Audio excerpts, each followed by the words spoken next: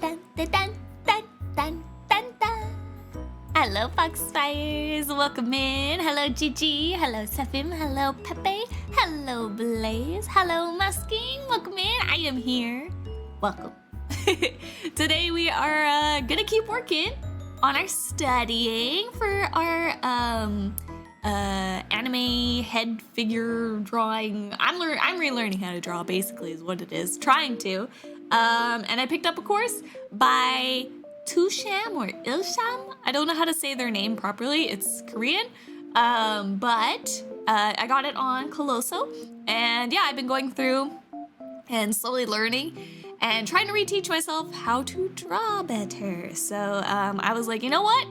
Let's have you guys follow along and do homework with me, basically.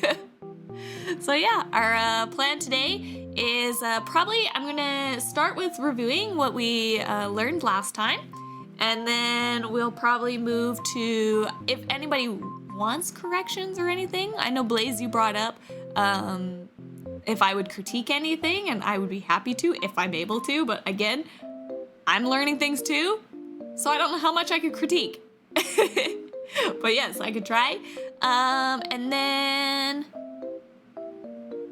I guess we'll head into learning some new stuff then too, which on the table is high angle and low angle. So this is actually still part of the first video, but last video was a whole bunch of setup stuff at the beginning and setting up our shortcuts and all that kind of stuff. So now this time we should be able to be drawing a little bit more, but this one is gonna finish off the video that we started getting into, which was just kind of proportions of drawing ahead and getting used to drawing ahead and where things go and stuff like that. So we'll finish with the high angle and low angles.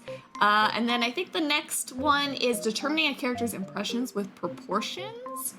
I don't remember what that one is all about. I watched it on vacation. I watched the first like 2 videos on vacation and was just like, okay, just practice heads. And then I just kept practicing heads and I started over with you guys. So, yeah, that's what we're gonna be doing today. Probably could critique a lot online. I mean, you're just getting started in your art journey, Blaze. So it is easier for me to critique yours, but again, I don't know everything. So we're gonna be learning things together. So will I be able to critique on the things that she's teaching? I don't know, but I could also give you some pointers and tips like for super beginners. So. I've never done art. I've never been good at it. I mean, art is just practice. Honestly, it is just practice, and it is just running those miles in that practice. That is all art is, and learning and stuff like that. Like anybody can literally draw. Actually, was it PewDiePie or somebody just recently did a thing where they drew every day for 100 days in a journal? Was that PewDiePie? I don't remember, but you could see like his beginning art to his ending. And yeah, it's just literally running miles and doing a ton of practice. That's all art is. Hello, Miki, welcome in. I like the circles, thank you. So elegant, so modern. Who is she? That's these circles right now. But better at 3D design. I mean, they actually have a lot more overlap than you would think between 3D and 2D. Yeah, you're trained in 3D design. But I swear, you'd be surprised. Hussy, who is sometimes in my chat, they're also like trained in 3D, and they started doing some 2D art as well, and they did beautiful stuff. Beautiful stuff. Because like there's a lot of things like values in art is also just the 3D dimension in 3D, right? So there's a lot of like classical art theory and stuff like that translates between the two of them. So you'd be surprised. You'd be really surprised how quickly you'd probably pick up 2D. But if you don't want to, that's a whole other story. You're just happy in your 3D world, that is totally acceptable. But yeah, so last week, I guess I'm just gonna do some practice on these ones. So we're gonna do our 3 faces here. So I'm hoping I'm getting faster at doing this too.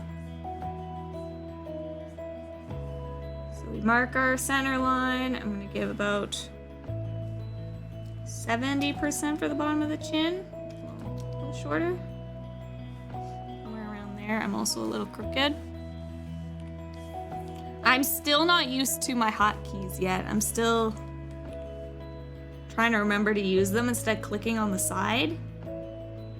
But I'm getting a little bit better at it.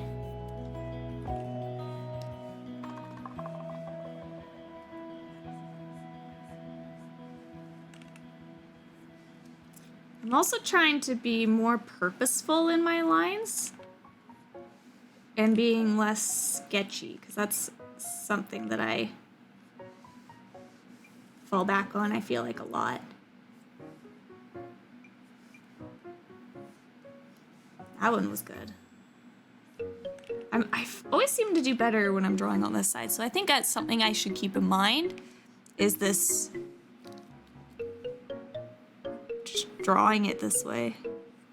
Like flipping my canvas and then just drawing. Although it is good to practice. Both sides.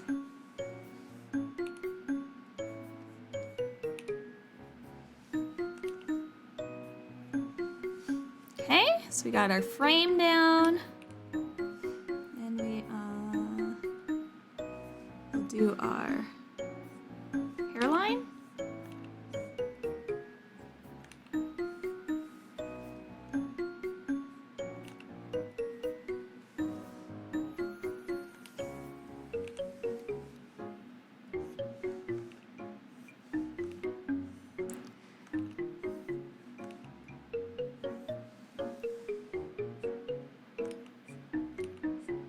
I also have not done any art today, so I am very not warmed up, so this will be a good warm-up session.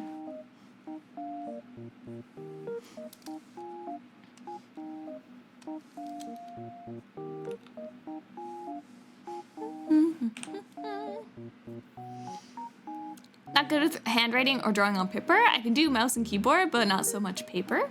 Hey! Tablets are computers. Digital art. I'll be back. It's late for me. You're 2 hours behind me. No worries, no worries. Also, hello, Ham. Welcome in. How you doing? Welcome to the learning space. We're doing some review from last week. So we got our face here. And we're gonna want to draw. I tend to draw the nose right at the bottom of that circle, and then halfway between that we're gonna add our mouth,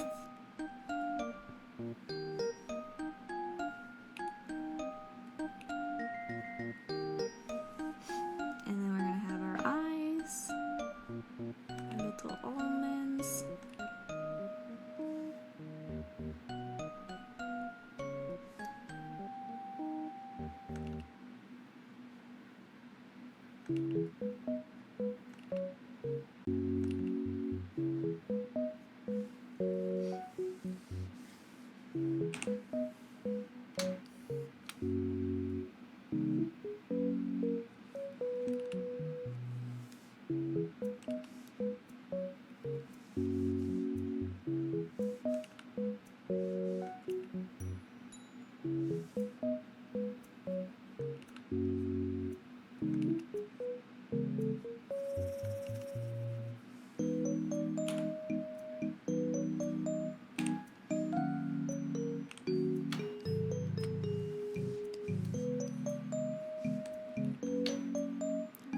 Bigger.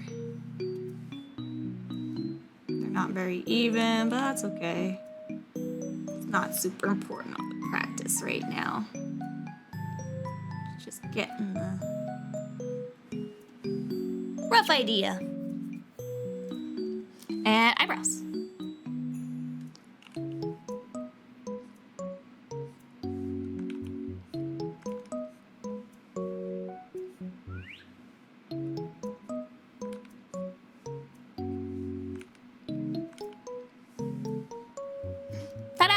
Oh wait, and the neck. About halfway from the eyes.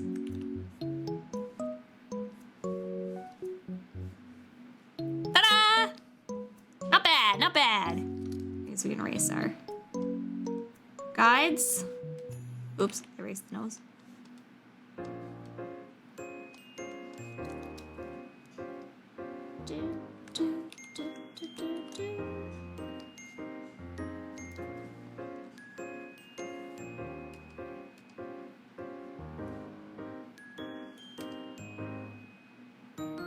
What?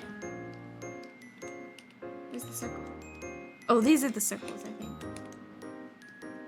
No? Are these? That's the circles. Delete that. Don't need that. Wait, that was my work! Don't delete my work! There we go. I got it. Don't worry. Oh, briefly popping in. No worries. Good luck with the raid, Lunar. I'm hydrating now. And I will stretch you those fingers to warm them up a bit too. But yes, please, good luck with your raid. I held off on the eyes on the last attempts because I kept spending a lot of time on redrawing them because I never liked the way they turned out. Don't worry, like I said, right now, like don't stress about how those shapes look quite yet. Because later on we're gonna be doing classes that are like, here's how to draw an eye shape. Right now we're just trying to get like roughly the right sizes and stuff like that. So don't stress too much on it, Blaze. You can go easier on yourself. Right now we're just trying to get the kind of like the shape of the head going. So the features in between aren't as important right now. Like I already know like a couple of things like myself. So like the distance like between here, between the two eyes should be the size of an eye, for example, roughly, right? Or your mouth should be halfway between like your nose and the bottom of the chin, right? Or technically, like your mouth is also supposed to go halfway. But anime, they kind of make them a little bit smaller. But yeah, there's like a bunch of those things. Or like your ear is supposed to, we've learned a little bit of that. The ear comes from the top of the eye down to the nose. So the nose, and this is a guideline for your ear. So those things, the ear we've kind of been learning because we're more focused right now on the head shape. And she let us know kind of about the neck too, is like keeping in line roughly about like kind of the middle of where the eyes are, right? And anime tends to go on the skinnier side of that proportion as well too, she said. So we're learning it, but the features inside right now, don't worry too much on them yet, okay? We're more focused right now about creating this kind of shape, the jaw, the chin, all that stuff. I'm here for my art sesh. Welcome in, Fox. Have you been practicing? Have you been following along, practicing too?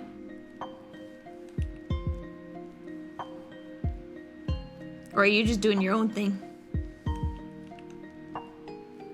That's totally also acceptable if you're also just doing your own art alongside with us. You don't have to be following the course. That is a big ear, but that's okay.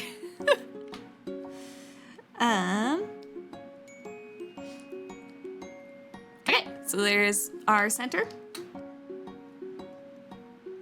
Pretty happy with that. Okay, this is the one that I struggle with personally, which is the side face angle. 3/4.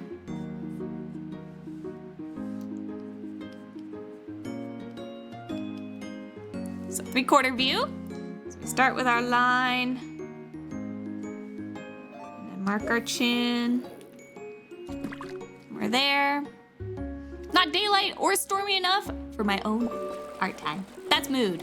It also is stormy for me today. I love it. It's so gloomy and I just love it. It was actually kind of flurrying with snow earlier and then it turned into rain. So I was very thankful for the rain. But yeah, it's very, very windy and just kind of stormy. I love it. I'm a big pluviophile. I think that's what they call people that love the rain. Oops, I'm drawing on the wrong layer.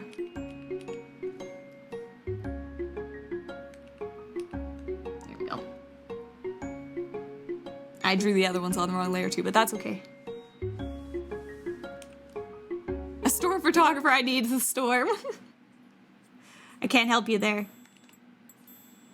If I could summon them at will, I would.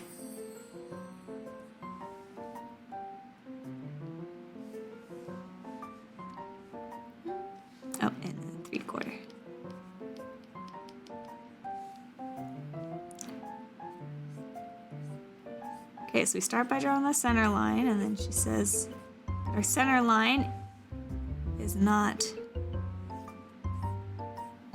round. So we round it out.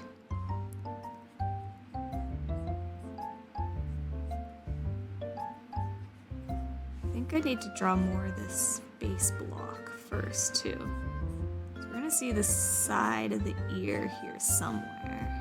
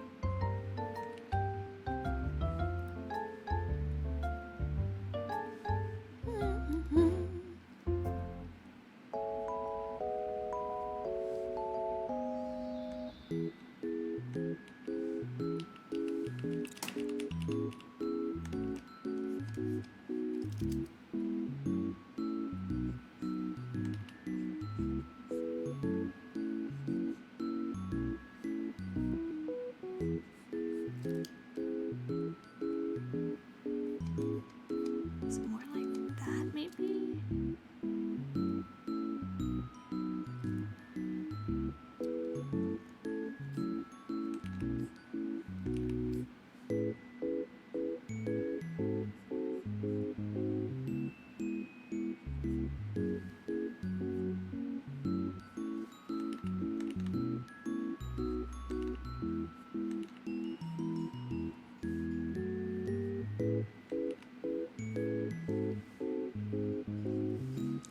So not confident on these.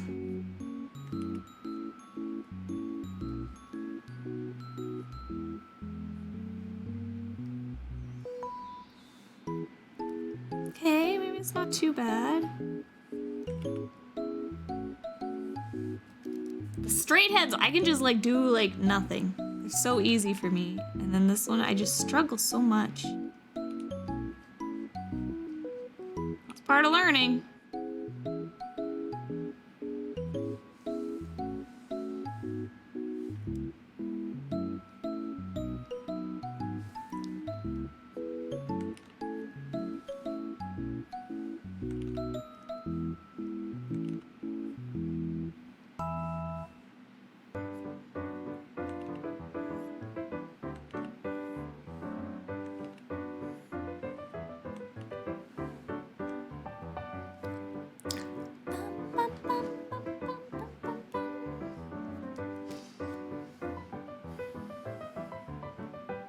Currently drowning in art. I've been super busy. You did great job on your project too, Fox. If you want to link it, you should link it. Fox has been working on a special GIF for DM, and I got to do a voice in it. They also have it in the Discord too.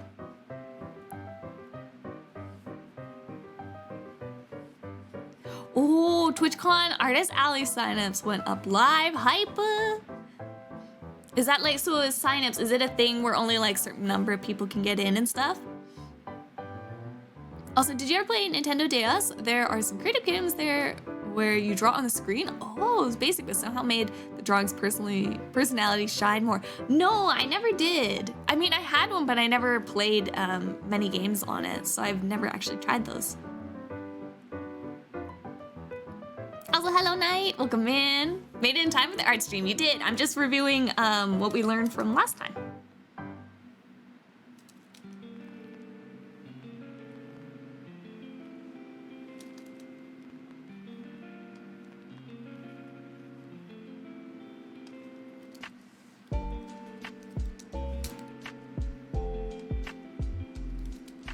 Just doing my review session.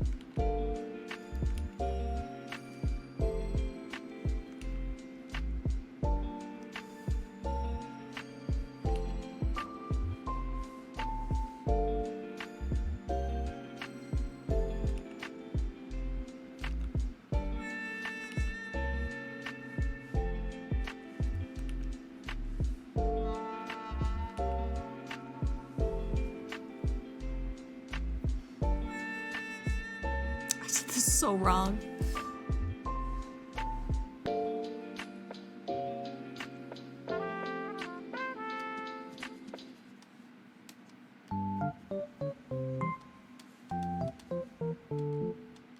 Where am I?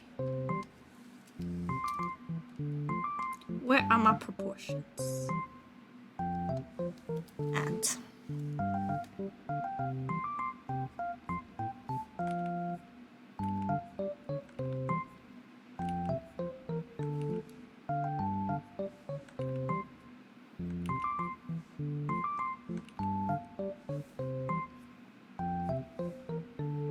that's a little better. Is my ear too far out? Is that what it is?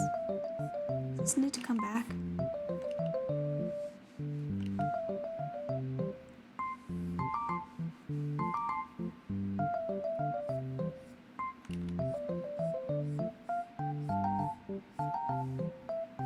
I think it's a little low.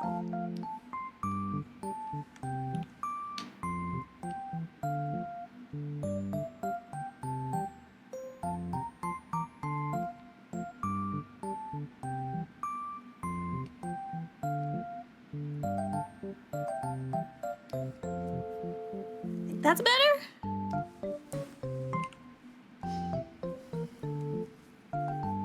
Thank you, I assumed it was received well, and because of you, it made the whole project 1,000 times better. Aw, you're too sweet, Fox. I really enjoyed the character I got to play. I'm a little biased, but she had little foxfire flame ears, and she was white and a cosmic fox. It was perfect.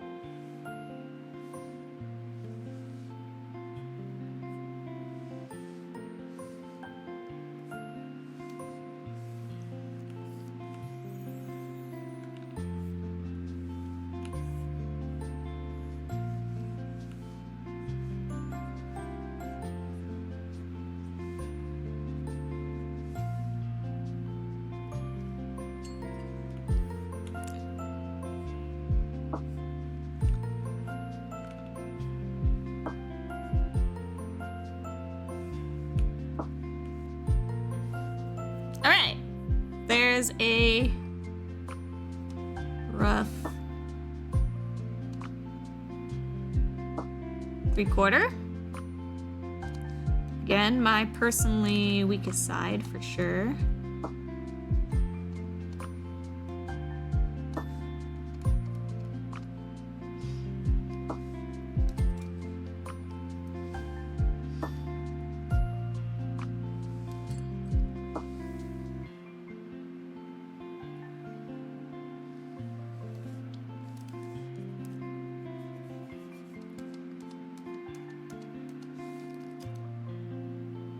I think the chin needed to come a little more out here. Like,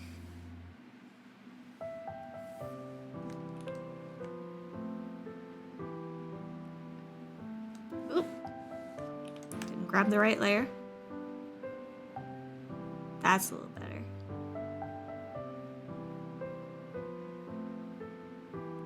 I think I do have a habit of that. When I do the 3/4, I don't pull the chin over far enough, I think. But that looks better. It's a Lily, it's a Jersey, welcome into Learning Day, Jersey. I'm just doing a little bit of review from what we did last time. I'm just touching up, trying these heads one more time. And then we're gonna possibly do a little bit of review on Blaze's work for some beginner tips there, and then head into something new. Oh, also, what is also Fox?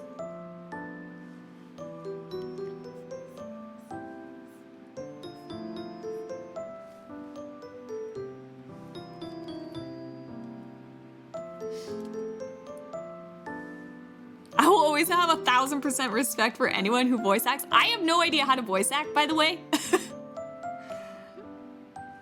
Fox was like, I'll pay you for the project. I'm like, you are not paying me for something that I have no idea how to do. I will be happy to do it. Especially because it's for a friend too. Yeah, I think it's a really cool thing too. I would love to take classes and learn how to do voice acting. I also agree, I think that it's very cool. I've always grown up love making different voices, I guess, and stuff like that. So maybe I do have like a little bit of experience. Like I always like try to sing in different voices or like talk in different voices, and I don't know why. That's like my thing I do when I'm alone in the car driving. Singing and practicing weird, strange voices. I don't know why. My brain just enjoys it.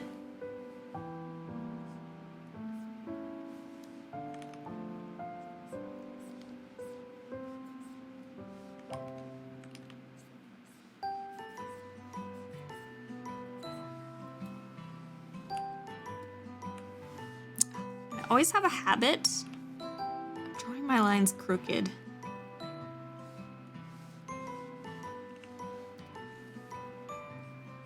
Trying to get over that.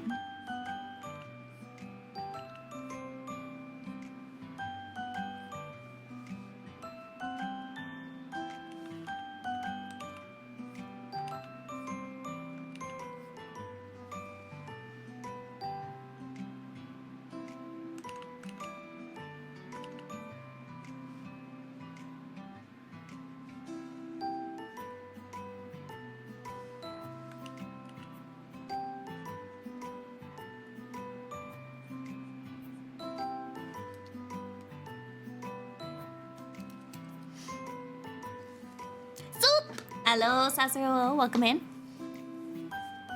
I lost my train of thought. That's fine.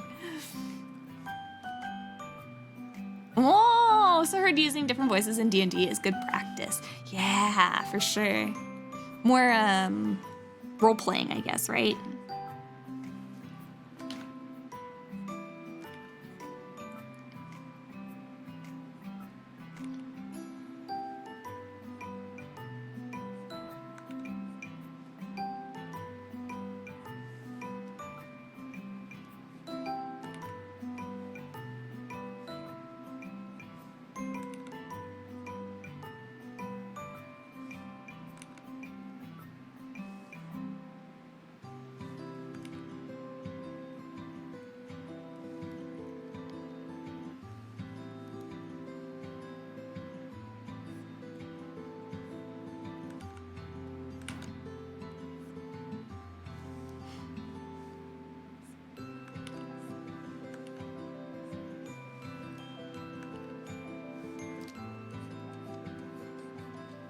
Oh no, I'm on the wrong layer. Rip. Oh well. Is what it is. It's practice anyways.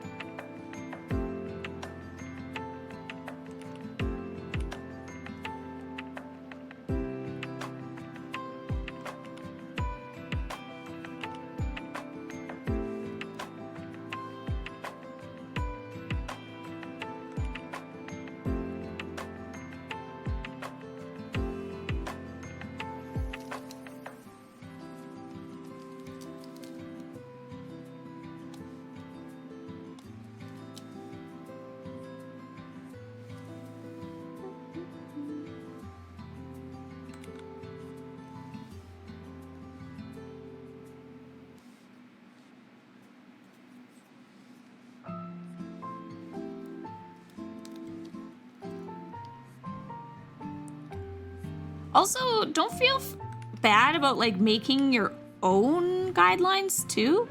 like, if you're having troubles, like, finding an angle or something like that, like for me, in the 3/4, I was having difficulties like with the ear and stuff visualizing it, so I started trying to like taking the eye line, like where it is here, and scooping it around the head to try to visualize the back quarter of the head here, right?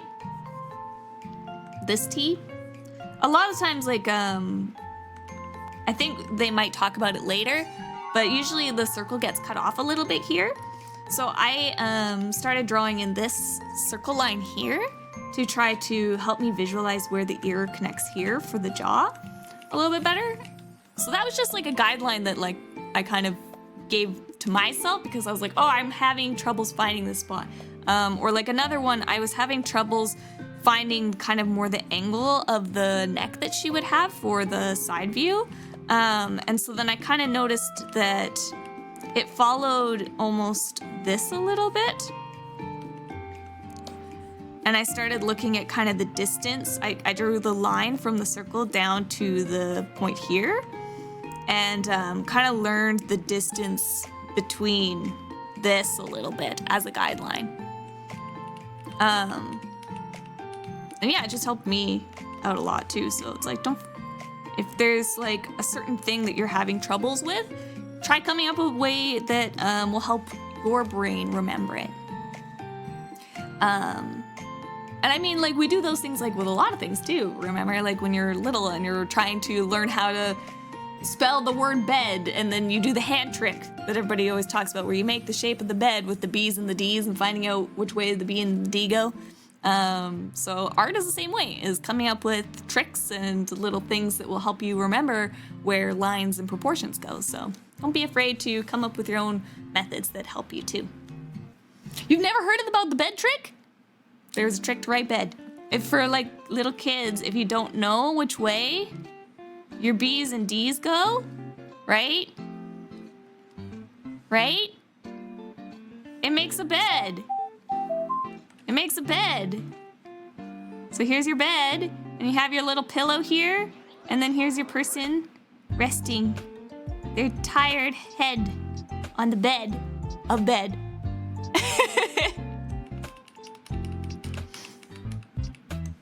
So it's like we do those things like when we're little and stuff like that. It's just like how you learn things. You learn things by like associations, right? Now you know. Care Patridge, thank you, Witchy. Welcome on in. We're doing some studying today. Also, hello Kenju too. And Cal, hello. Oh, lemon ice pops for snackies. Can you express airmail me one of those bad boys? Oh, I trained out my natural accent and changed my speaking tone using a technique a late voice actor friend of mine taught me. Ironically, it was a technique he used to do his most iconic villain character. That's awesome though. Also, Jailzumi? I don't know if I said your name right. Thank you for the follow and welcome to the Foxfire. Sorry I'm late here. Go. Focused on drawing. And Marina, welcome in. Do all the things. Thank you, Bod. I'm hydrating again. And I'm doing a good job at trying to teach and learn myself at the same time, which isn't always easy. Gave my nose too much of a slope, I think. And the eye.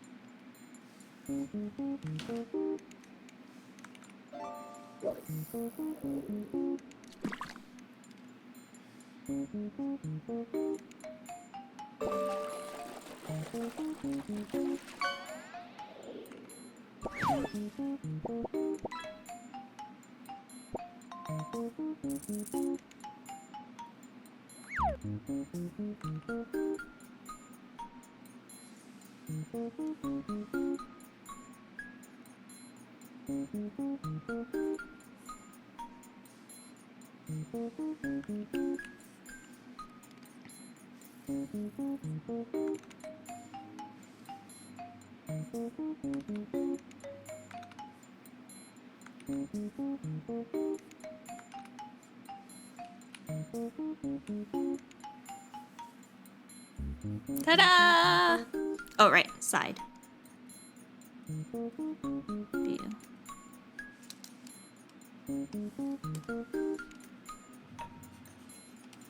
Oops, I forgot. I drew on the wrong layers for some of these. Bum, bum, bum, bum, bum, bum.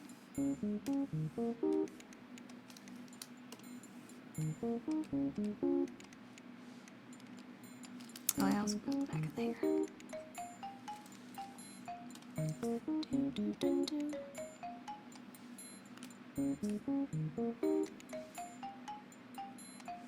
There we go. Ta-da! Our 3 heads. Our center, 3/4, and side view. Ta-da! Hello, Ender Meow. Welcome in. Meow meow to you too. You're having an eye twitch. Oh, don't worry. We get a lot of that in art. It's all the stress. It's all the stress. Why is there a little mini me on the screen? What? There was a mini me on the screen and I don't know why. Or where it came from. Interesting. All right. Just gonna save.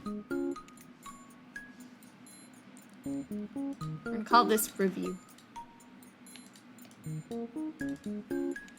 Review. Did they get better actually from when we did this last time? This one I had help though, because I could look at what hers looks like. Not bad. They look like over top of each other. You know? Not bad. Not too shabby, I would say. My eye shape was a little bit off there, probably. I think I did better on the ear, though. It's good, it's good. I'm learning. Good evening, Still Seraph. Welcome in. Hooray for practice, yeah. Most of my work has been on one layer because I forgot to change to a new layer. And then you'll get so used to just constantly always making new layers, and then you're gonna have too many layers placed. That is the process of digital art. What up? Hello, Kosobuk. Welcome in. Is it Kosobuk? Am I saying it right? Looks fine to me. Thank you. Thank you. Yes, we just did review from our course last week, which was learning a little bit of how a face is put together and their orientations. So we had the center view, 3/4 view, and a side view. And then Blaze, did you want me to critique yours a little bit here? Or give you some tips and tricks? Is how you like it. I don't even know myself. I'll go with Kosobuk. Okay, sure, go for it. Okay, so I'll go into the Discord then. Let's see if there's anything I can help you out with. And also, you guys feel free to, critique me too. Or I'll show actually my previous work too that I practiced. And I'll show you what I meant by... So I've been obviously critiquing my own work. So let me go over that first, and then I'll look up Blaze's here. So my practice from last time. Here we go. So this was I did my practice on Friday. I took like 3 hours and sat down and did some really good studying. So this is the result of that. So my first attempt here was not great on the proportions. So you can see I've just like overlaid it myself, or I've overlaid her work underneath mine just so that I can see where my lines are matching up and stuff like that. I'm not tracing over this, right? So I'm drawing it on my own with the guide, with the circle guide and the straight lines and stuff like that. Oh no, sorry, I forgot. These ones actually, I was drawing the circle, I think, myself too. And the lines, yes. So I would draw my own circle and draw my lines myself. I was trying to get used to drawing that circle start and the line start. And then that's when I noticed with this one, I had a problem with trying to find where about that bottom line, this one, the bottom of the circle lined up in proportions to the thing, right? Because I had like my circle was really off when I started this face. My chin shape was good, like you can see this. So I was like, good job, Lily, you did good on that. But my starting circle was too small, and my chin was a bit too long. So I had a problem in my proportions drawing that first circle and my guidelines, right? So I had my 1 circle, and then 3 and 7 is kind of where I roughly decided where I was like, okay, that's about where her circle ends here. Give or take some. I was just like, this will kind of help me find my guidelines. So that's what the like blue was trying to like me figure out where I want to have that circle. So I did a second attempt and it came out perfect. I was like, this is perfect. My lines are almost exactly over top of where their lines were. So I was very, very happy once I kind of learned my circle trick. Remember I was talking about making your own tricks for it? So yeah, it was the second one perfect. I was like, I guess I could have curved the hairline a little bit more here. So that was like kind of my only takeaway. So I did a third attempt here, and I was like, you know what? Still solid. Still solid. You know, look at even the hairline curved a little bit more. I was very happy. So then I was like, you know what? I'm gonna try to do this freehand, do this all completely freehand. So I was not drawing my 3 lines, like you can see them roughly, like I was still marking things out a little bit, but I was just kind of like drawing a circle, or I think I started with a circle and then drawing the line and going, okay, it's about to there, my chin's about here, so then my other line, my eye line somewhere here, and then going off of that and like doing my circle. Like I'm trying to avoid, I'm getting rid of these guidelines, right, that she had, and just freehanding. So in this one, my chin was just too long still. So I did a second one, and it came out good. So again, it was just a bunch of practicing and iteration and really critiquing your own work. So how I can do that basically on my own, because like I don't have a mentor to bring these to critique for me. So basically in order to do that, I'm just taking my mentor's work, Ilsham, Senpai, and then underlaying it my own work and then looking at the differences. Like that'll help me see, oh, I'm making my chin too pointed. Oh, I'm making the eyes too far apart, or so on and so forth, right? So that's how I'm able to just kind of self-critique. And then, so that was the front heads, which I'm like, I felt really confident on these ones. And I still feel confident on my front views. Then we have these ones. The side views, again, I was like, proportions, I think were good on this one, you know? I think I really had like where things should go properly done. Hairline was a little bit off, but my chin was too chubby and round looking, I guess, compared to theirs. It wasn't bad, but it was something I wanted to kind of strive to look at their proportions and stuff and just mimic theirs for now. So yeah, and then second attempt, way better. But I think my ear was a little bit wonky, but overall, pretty dang good.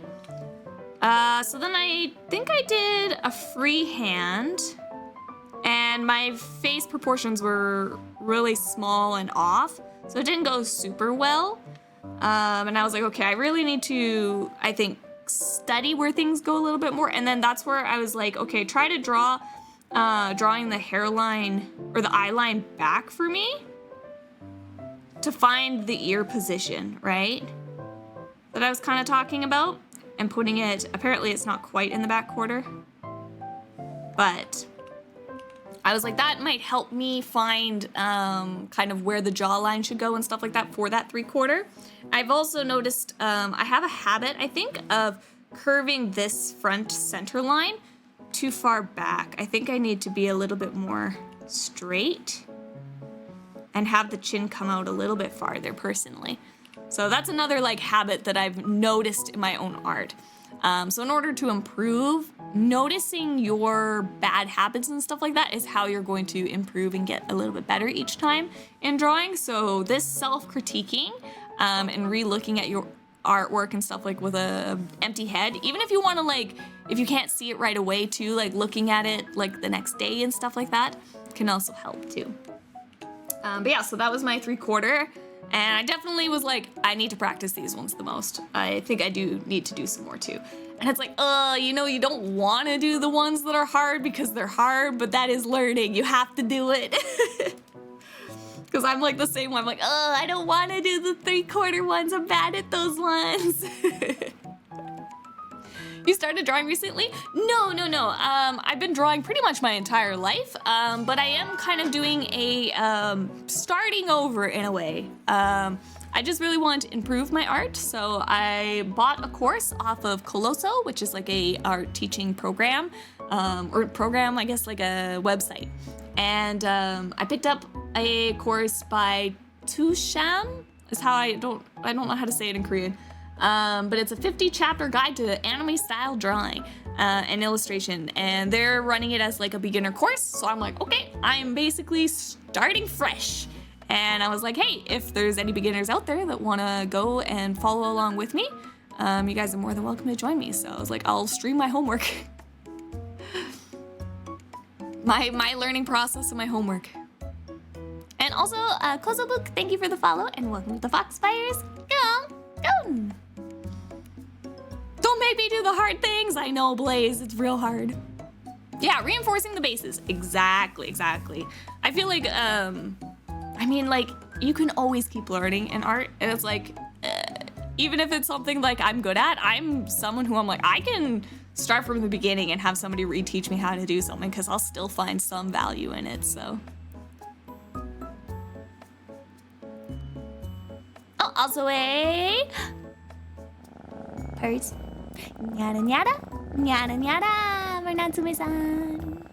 Also, hello, Natsume-san. Also, Natsume-san, I am gonna get to your art, but I'm assuming you said you had no deadline, so I'm wanting to take some of the things that I've been learning and practicing and put it into your commission piece. So I've been kind of holding off on it a little bit, but I'll get to it real soon, probably. I want to do a good job on it. I wish I didn't start working during this. No.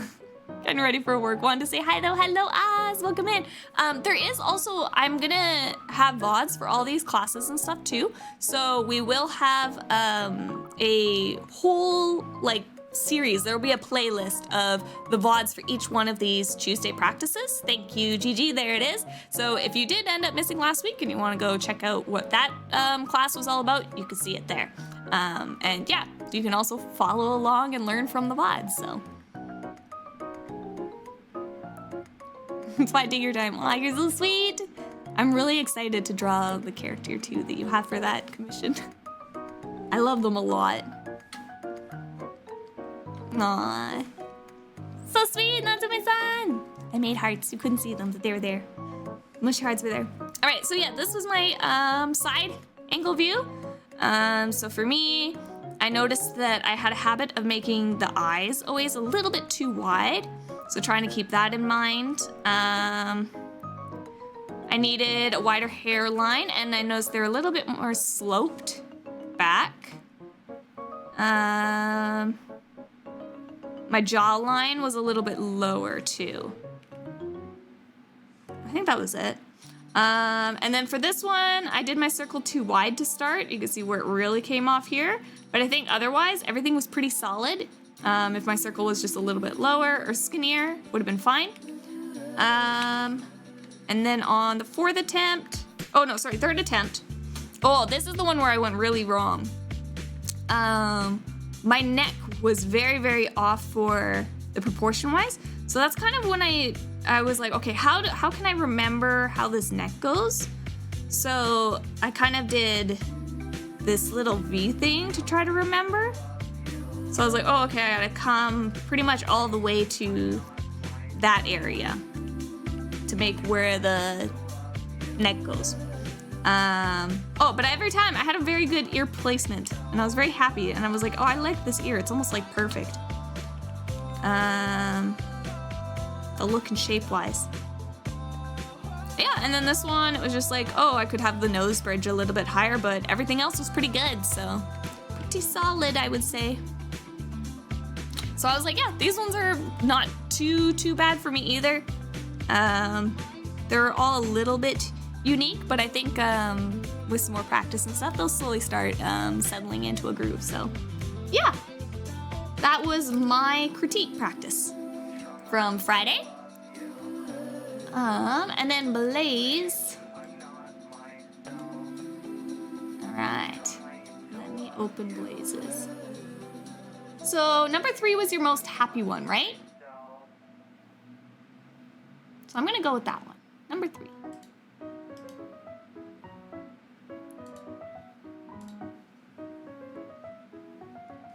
Wait, why is there a line? I don't know where that line came from. Ta-da! We got some Blaze practice. So this is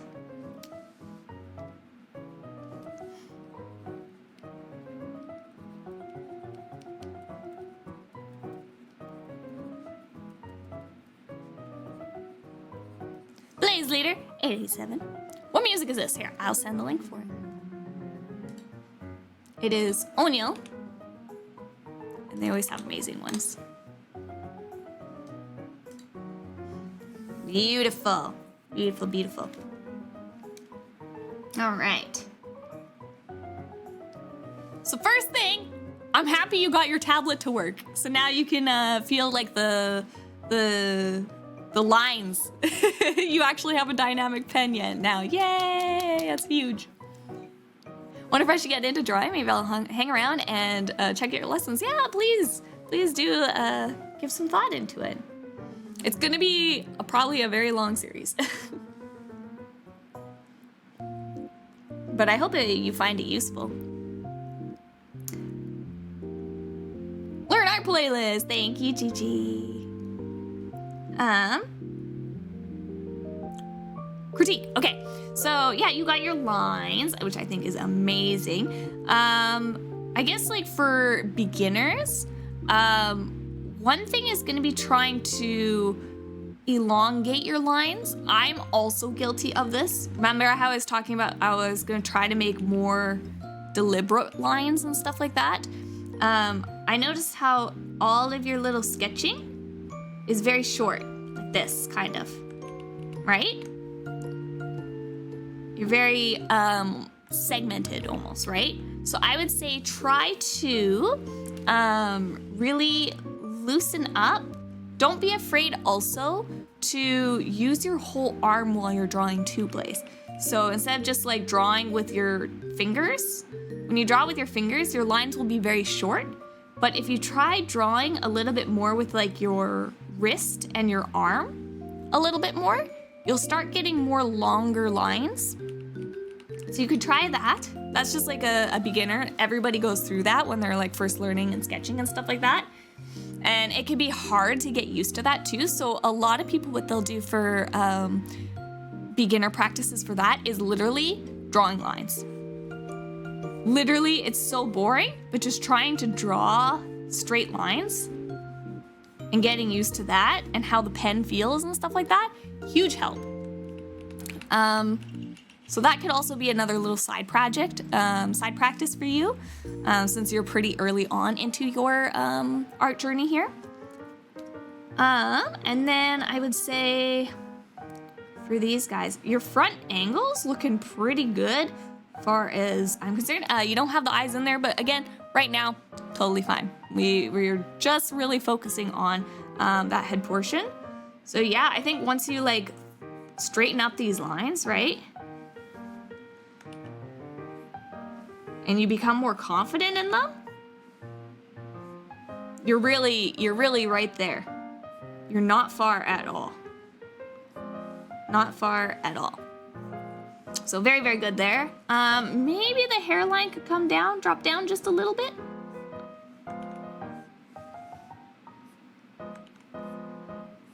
Might be just a little high up there. She might be balding a little bit, but not too bad at all. Yeah, I think that one's looking really good. Once you get your line confidence in, I think you're on your way for your front view. And then for your side view, first thing I notice is, again, like me, I think you're having a tendency to curve, right? That line. So I think your start here, you're just like me where you're pulling that chin a little bit too far. You see where I'm talking?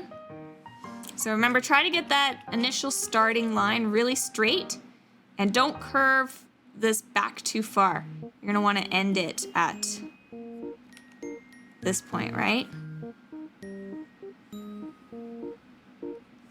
So I've been doing that too. And then once that happens, your jaw is gonna lengthen again. So that is very good. I think you had good shapes in here though. You got that cheek out and in part down to a science. Right?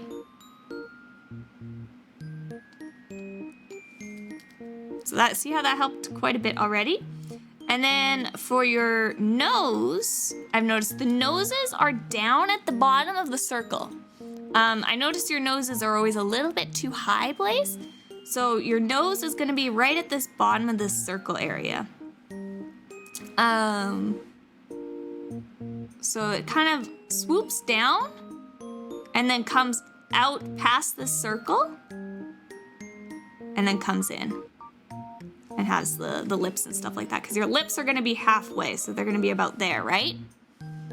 And the same thing goes for this one too. Nose, bottom of the circle, mouth, halfway. So even if you can't do the eyes yet right now, I feel like these ones, because it's just nose on the bottom of the circle, mouth halfway between the two, right?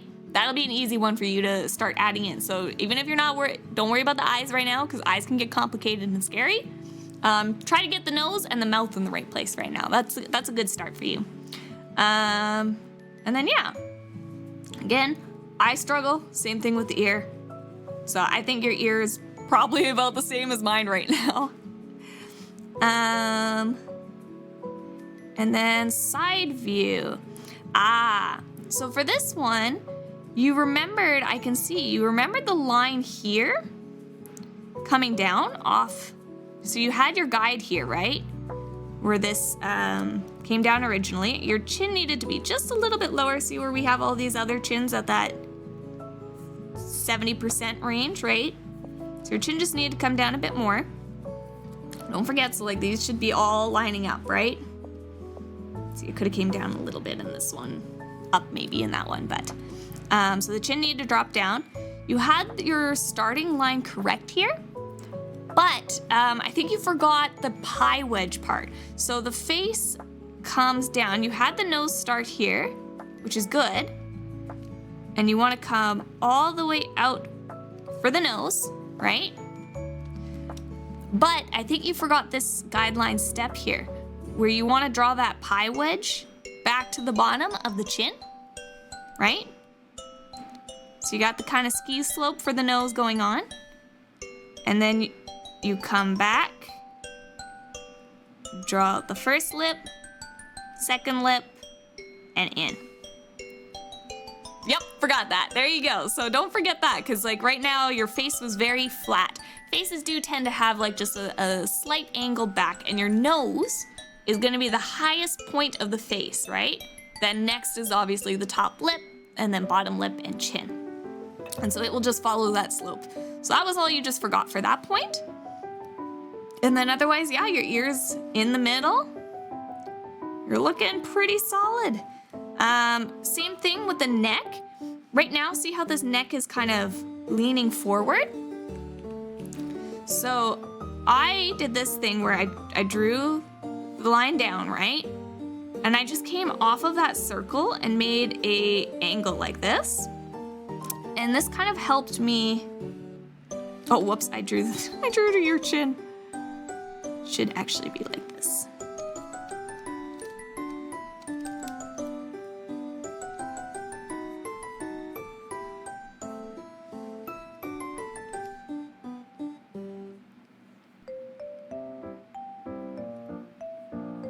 There we go. There's the bottom of the chin. So I kind of came in to this point and down. And then off the back of the head and down. For our heads, they are angled forward ever so slightly. Not too far forward. You want to be like hunched back.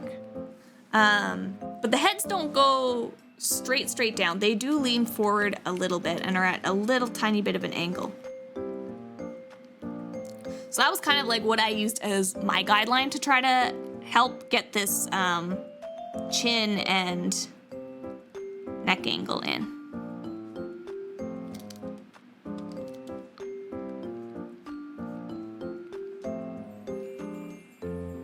But yeah, there you go. That will hopefully help you out a bit there. It's a great hairline. I'm bolder than that. Coloso. Hello, whoa, squishy, squishy, squish. Yeah, otherwise, I think you're looking solid, Blaze. Solid. Draw in your ears.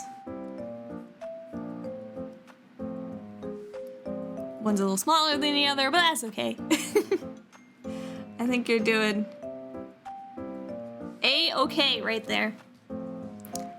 Here, I'll post this so you can kind of look at it too. I'm just gonna... Hold on. Oh, that's me. Come back, LiLi.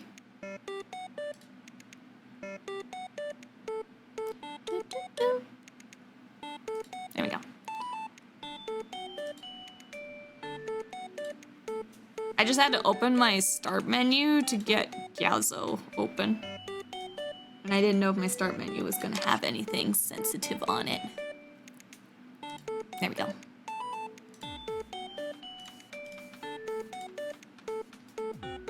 I'm just gonna post it in the homework section of the Discord for you there, Blaze. In case you want it for anything. Now you have it. But yeah, no, I think you're doing really good. I hope it helped. I hope the critiques helped. Keep on working on, because you're doing really good. Hello, hi, waifu. Welcome in. Yeah, work on those. So I say line confidence. Work on your line confidence. It's gonna take a lot of practice. It's not something that comes overnight. And just by nature of working and sketching on these things, you're gonna get used to it. But yeah, if you wanna try doing some extra practice and stuff, there's like things where people will work on line confidence too, where they'll draw like 2 dots and then try to draw between them. Kind of like that. But, like I said, it will slowly come with time as well, too. No, don't restart my computer. So line confidence, and I guess just making sure you're setting up your guides properly. Really, that's about it. Everything else you were doing pretty good. Oh, noses. Watch your noses.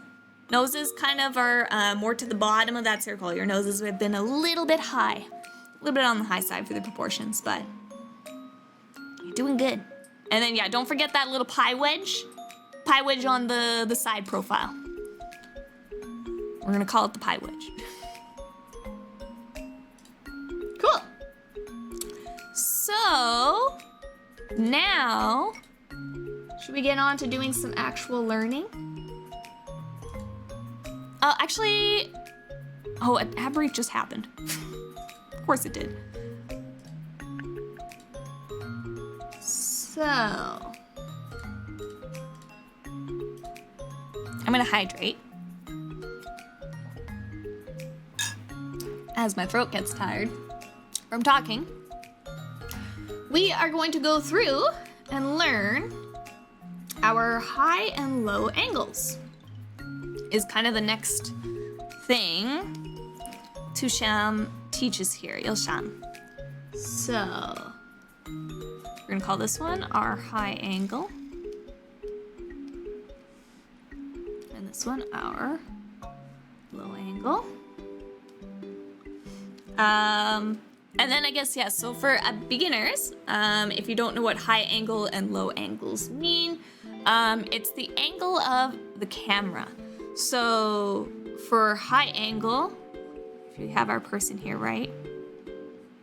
Here's our little LiLi. Here's my LiLi. And then Mofu Mofu, right? A high angle shot means that our camera is above the model, right? And it's shooting down. It's looking down. Here's our camera. Put a C on it for camera. And then a low angle. Actually, I'm just gonna copy paste this. LiLi, come here. A low angle is when the camera is the opposite. So that's when the camera, right? You got our box of a camera is gonna be lower than the model and looking up, right? So, what? Akbar! Thank you for the raid! Welcome in, raiders! It's a Hawk raid. Welcome, welcome! We're doing some teaching today. Hello, my name is LiLi, and we're going through some art study. Currently, we're just starting our lesson here, which is going to be on drawing heads in high and low angles. There's the fox season. Season of foxes, that's us. How was your stream, though? And thank you for getting that shout out for Hawkbar as well, too. Foxfires, be sure to get Hawkbar some lovin'. Welcome on in, welcome on in. We just started up, so we have a high angle and low angle. So the camera, when it's in the high angle, right, it means that you're gonna see a lot more of the top of the head, right? So they're kind of like explaining that we're gonna do a 3/4, but which is the angle I hate, but you're gonna see more of that top of the head, right? You're gonna see more hair.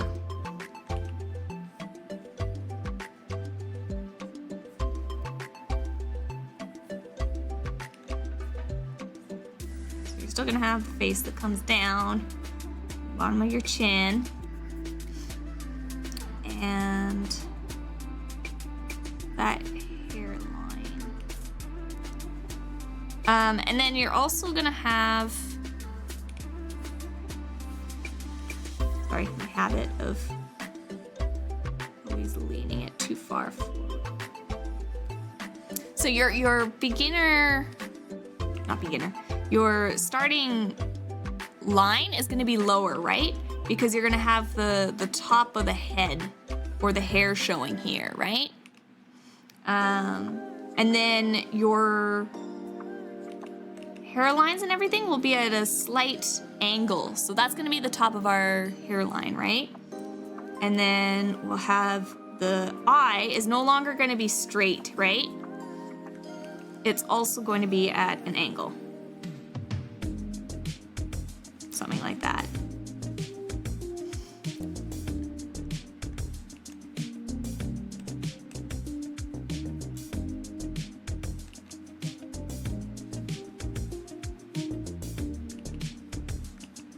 And I think she also like goes into explain how it's kind of like a rhombus, I think, as well too.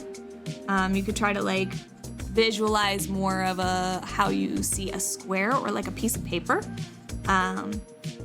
So like if you had, you know, a square head and you're looking at it from this way, right? This is just like a regular 3/4. But if you're looking from a high angle,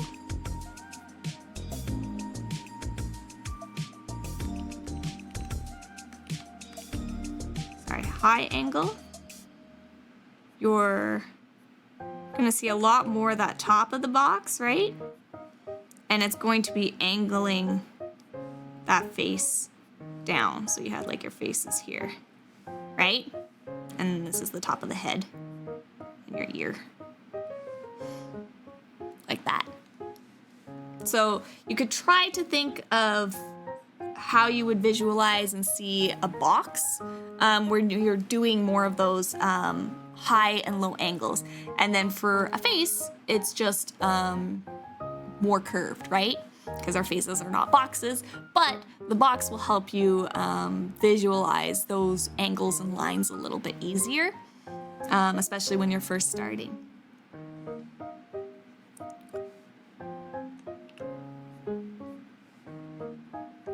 And this is gonna be all new to me because I also have never drawn many of these high and low angles on my own because they've always been really scary. It's super scary. High and low angles terrify artists, okay? But they always look really cool, so we practice them.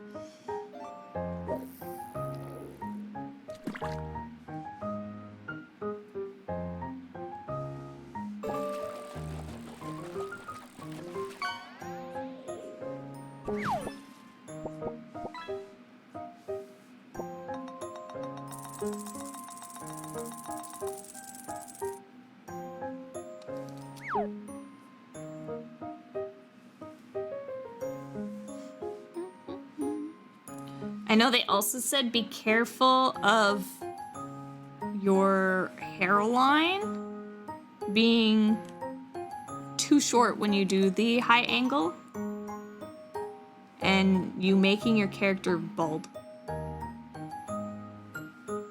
Receding hairline on anime waifu might not be the thing you're going for. Maybe it is and I shouldn't judge. Also, hello Bibi, welcome in.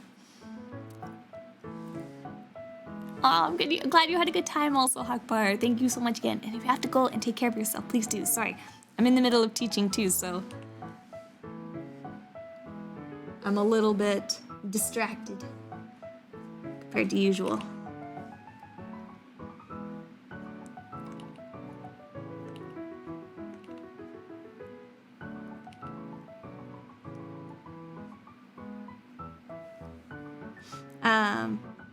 Also, another thing that this high angle is gonna do too is it's gonna shrink your ear a little bit.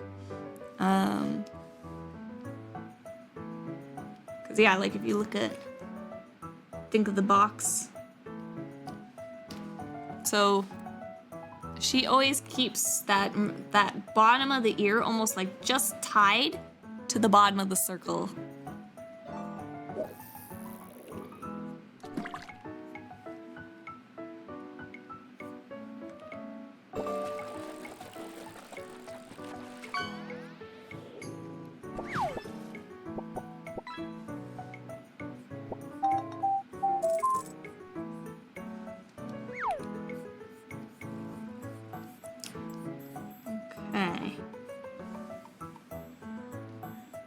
Don't know how successfully I got this, but this is what it is for me.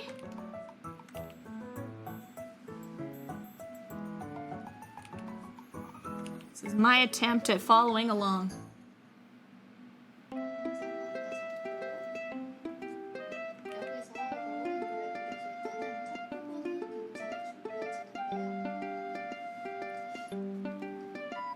Okay. So that's the high angle that she has drawn.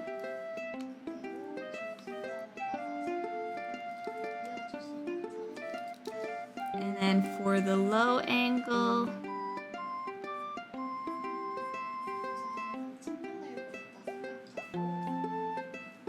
my video stopped.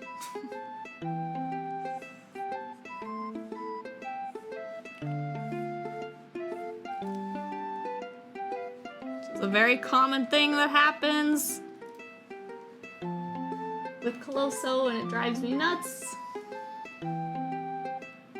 Oh, hydrate and stretch wrist, and that goes for all y'all. Thank you, Gigi. Yes, be sure to keep your brain hydrated while you're learning. Your brain is gonna go through a lot.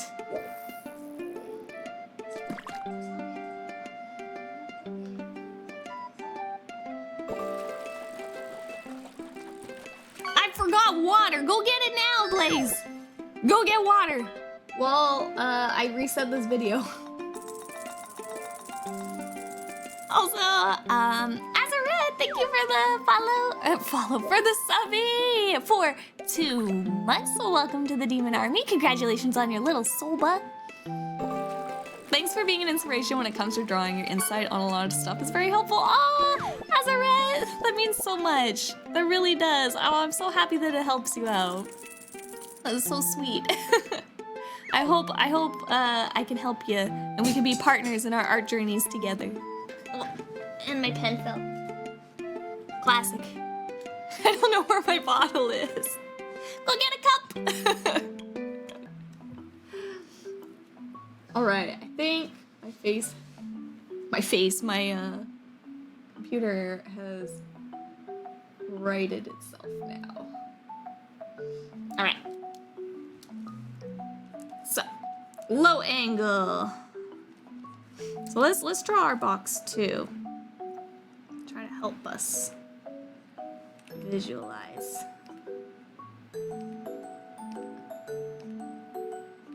Our face. Cause I don't know, I feel like thinking in a box helps a lot for me.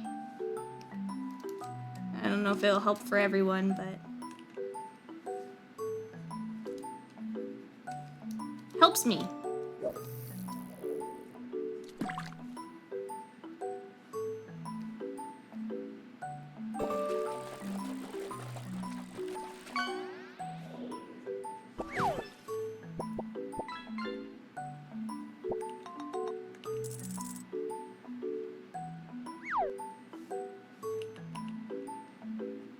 Attempt at a neck.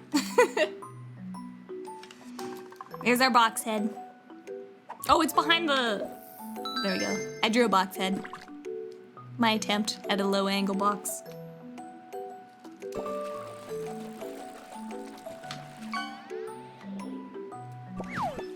Should draw a neck on this guy too.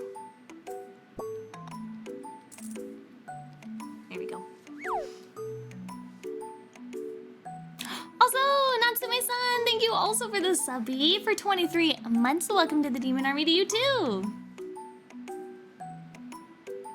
Can't think of a witty comment. I just got off work. Brain juices are dry. Almost 2 years though. Oh my gosh, I know the feeling on the brain juices.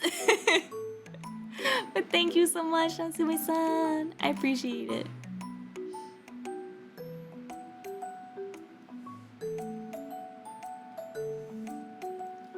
All right. So again, we're bringing our chin down. Cheek.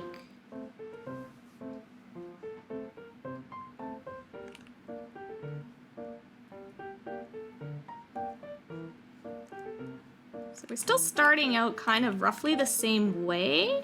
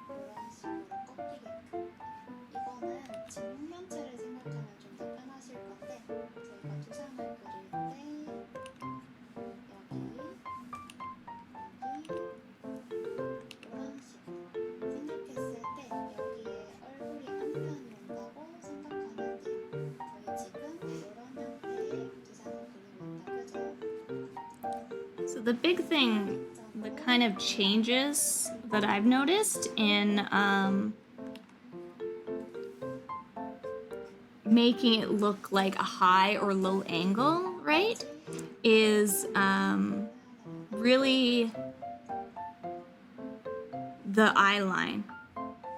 This horizontal line changing the angles, which is kind of like the same thing with the box, right? Like the only difference between a box at 3/4 that you're drawing, right, is just the horizontal lines change, right? So that you can see the top versus the bottom of the box. So it actually kind of makes like a lot of sense, right? That, okay, when we're drawing the low angles, our framing and our guidelines are gonna adjust to be at an angle more from top left to bottom right versus the low angle other way, like the heads, sorry, right? They're now just at a different angle here.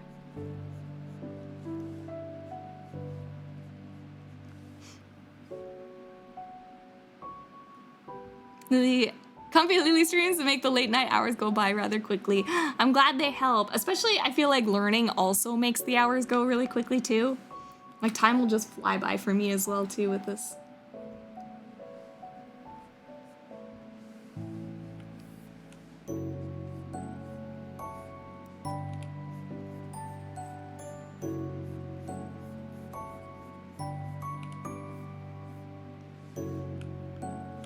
Comfy learning time. Yeah.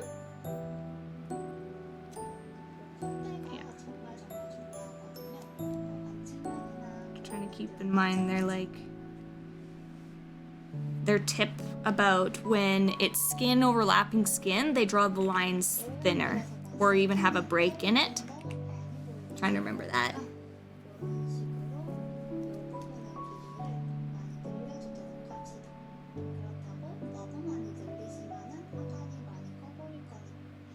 Okay, they were also saying for the low angle, you'll end up exaggerating the length of the chin to the mouth area a little bit.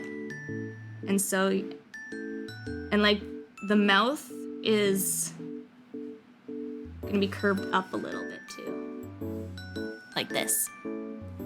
So they say they exaggerate the length here. And I guess that's to do with like the focal length probably of the camera. With it being low angled.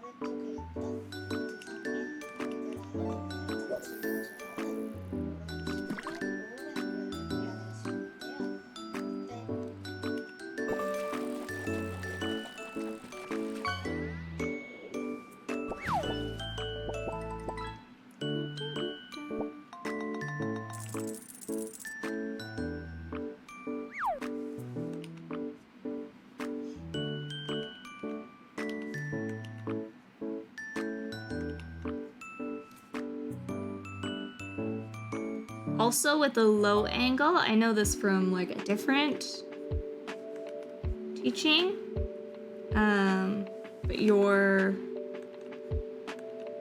ears will end up being lower than your eyes, right? Like if you drew a straight line across, right?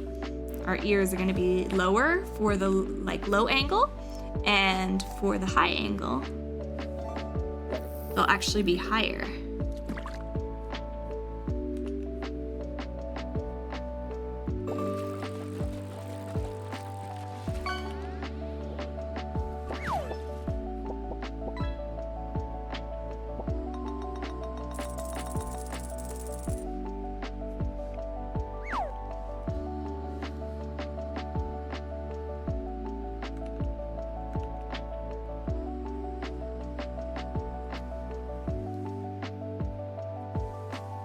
So yeah. This eye could probably drop a little bit, but you get the idea. You get the idea. And I guess that's mostly because I think here my line here should have been a little bit straighter.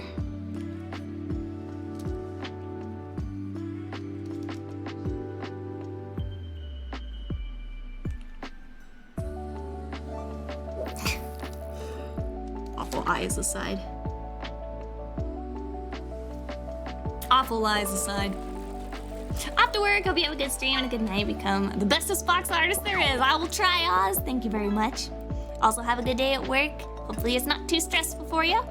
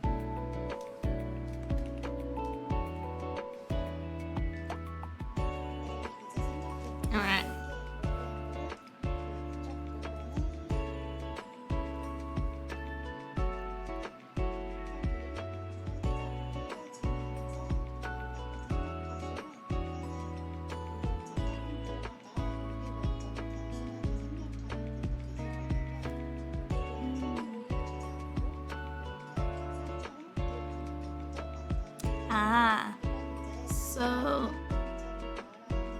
it's kind of like what I was saying before. They're also mentioning that like some artists will draw this, but some don't. I kind of like talked about earlier how like, oh, I remember they said like when there's points of overlapping skin to try to leave the area lighter and stuff like that. So you're gonna see like this is where the neck and stuff is, right? The chin. And they said like some artists like don't even draw this, they'll like exempt it altogether. Depending on people's art styles and stuff.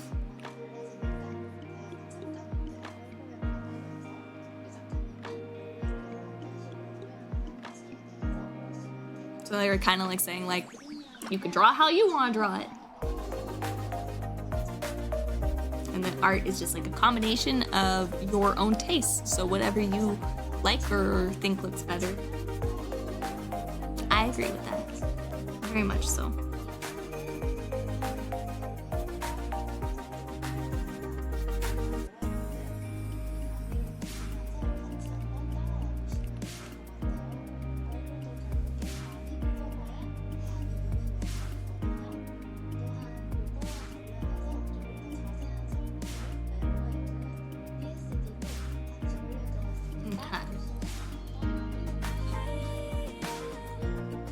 So they're just saying too, like how they had homework about how to draw these. So draw a circle, curve the circle. Important to note that we're looking at it from below. Ah, is that what I did for the low angle wrong? Is that what I did wrong? Oh no, maybe not. This is low. Ah! Raid! Twin Raid! Hello! Welcome in, Romanese! How's it going? How was your stream today? I hope you had a good one. Hello, Saku! Welcome in. We're doing some more. My name is LiLi. First of all, hi, I'm LiLi. and we're doing some art learning today. So I've been going through with the Foxfires, and we are going through our art journey together. And today's lesson is talking about the high and low angles for anime heads. So we're actually going through and doing some study portions right now, using a course by Tusham and Coloso. But yeah, I hope you had a good stream. Lil Mac, also thank you for the follow, and welcome to the Foxfires. Go! Tell them about the protests. What happened with the protests? You did some arting yourself? Do you want to share your art, Tax? Do you want to share what you were working on today? Has room for a game of tic-tac-toe. You know it. You know it. We were actually talking about how, like, you can't have your hairline. You gotta be careful on the high angle of, you don't want to give your anime waifu a receding hairline, so you have to be very careful with that high angle. Also, it doesn't help that I didn't draw their eyebrows on.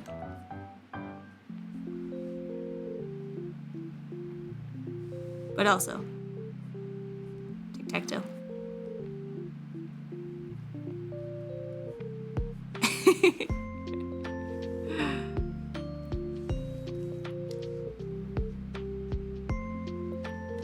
She also called us bald! How dare. Look, some people would be flattered. Oh, and this one too, let me see. Let me check out the art tags. Why didn't it open? There we go. Oh my goodness, they're so cute. Hold on, let's share the art tags. Ta-da! Oh, I love this. I might be Fox biased though. Some very clean artwork, or line work too. Your hands are also really good. I love it when artists do the part where, see, again, this is like the same thing with our lesson right now, where I was just talking about how, like, where skin sometimes overlaps, if you leave like a gap. Oh, I love it when artists do that with the fingers. It just looks so delicious. I love it. Did a really good job on the hands. And then you also shared this one too, which is more finished. Art tags. Ta-da! Oh my goodness, the colors! I love this color palette. I am all about like snowy, glaciery blue colors, and this is screaming it for me too.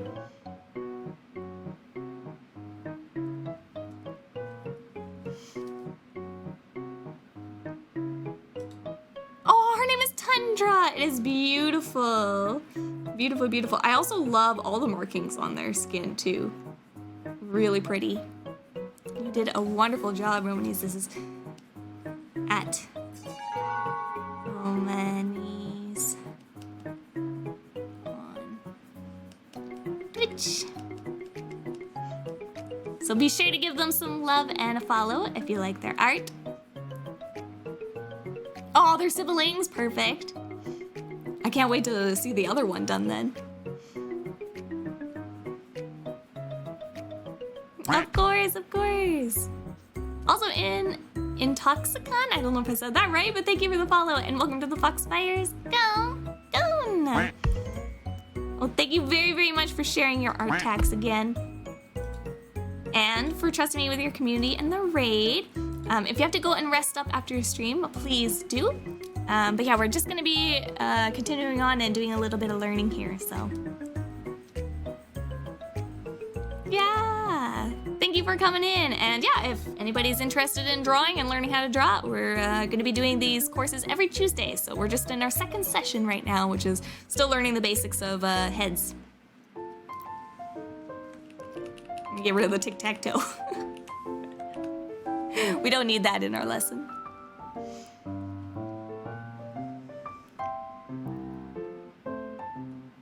But yes, thank you very, very much again. I'm making a mushy heart, but you can't see it. But the mushy heart is there.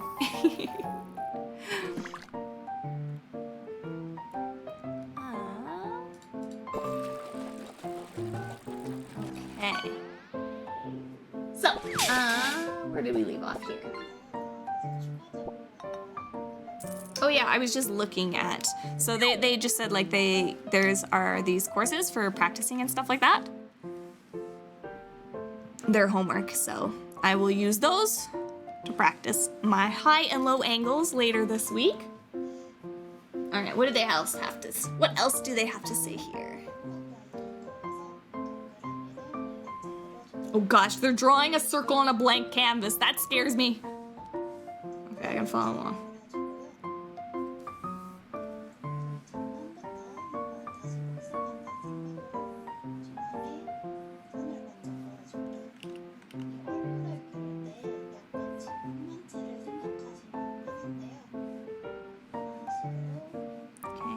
Circle.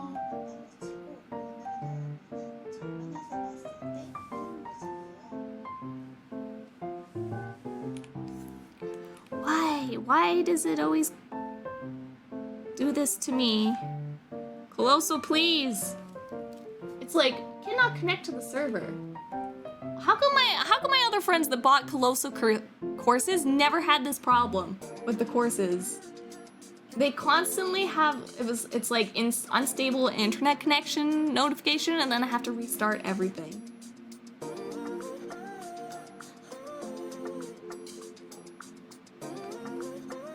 don't know why it does it.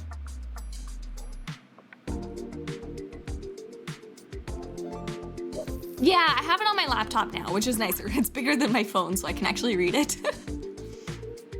Want the brother to have more button thighs?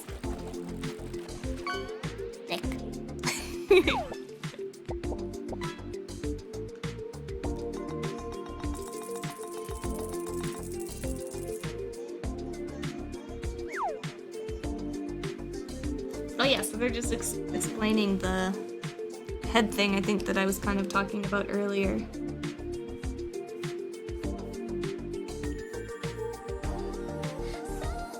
Where you got a square, right? And you're straight on.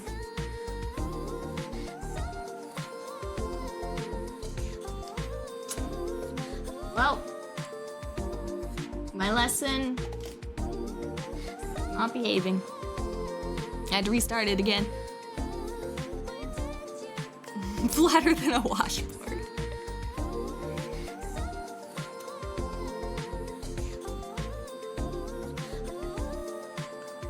Also, why do you do this to me?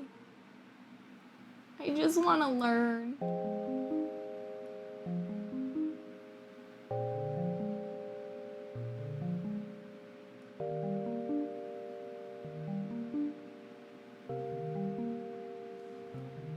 I don't know why nobody else has this problem. I think the problem happens when you pause and start. If you just watch the video from beginning to end, but like, I like to work while I'm doing stuff. Like, I like to pause and do some learning and stop and then go back and watch and rewind and like see them do something again. That's how I learn. Okay, we're gonna try to draw this. Square vision. The different angles.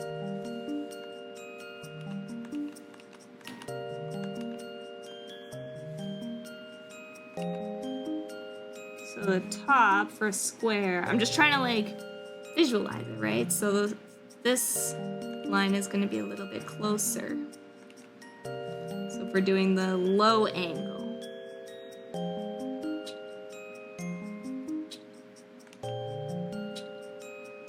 your top lines are going to be a little bit shorter than the bottom lines.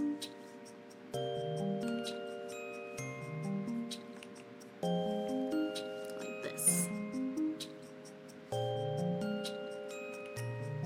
Sorry, and your mouth is going to be a little bit higher too. Sorry, it's in the way. Right? And then for our lower angle,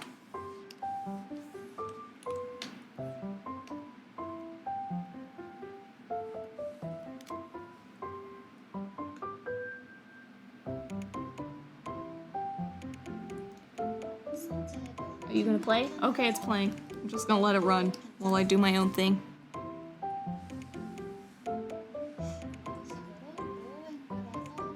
and then, so this is low, right? So if we had high, it's gonna be opposite. So top is gonna be a little bit larger. And the center line is going to be a little bit lower. So they also mentioned, like, if you were holding up a piece of paper, right, and it was square, if you looked at it in like a camera, you know, like the middle point is going to shift higher up, right? Versus like same thing here, if you hold your paper and you look at it in a camera, that center line is going to move down, right? So that's all they're visualizing here with the box. When it's centered, it's gonna go like this, but if you hold it away from you, the bottom half is gonna be smaller than the bigger half, right? So, whoops.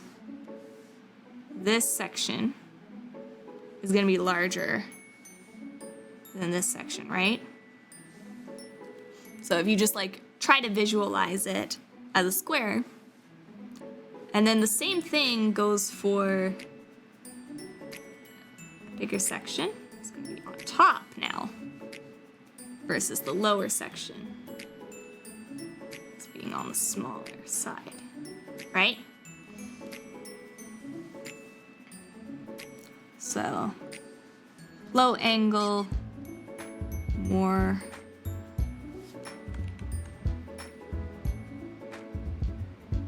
you're going to get more bottom.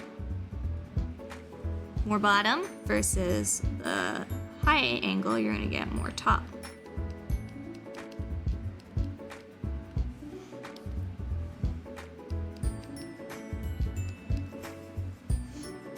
Oh, I forgot to draw the top of the head. Hold on.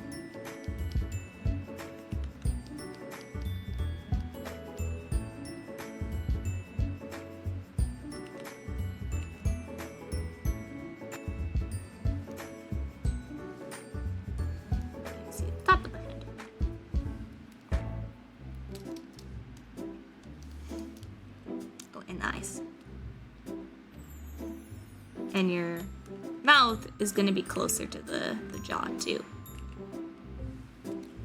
right? So you'll notice like this jaw position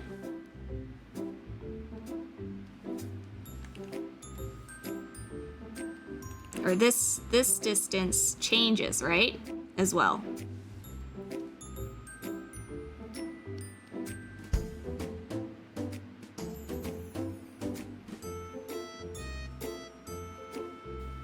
Because we're in the small blue area, or large chin area. And then, yeah, I think the same thing goes for the high angle and the ears, too.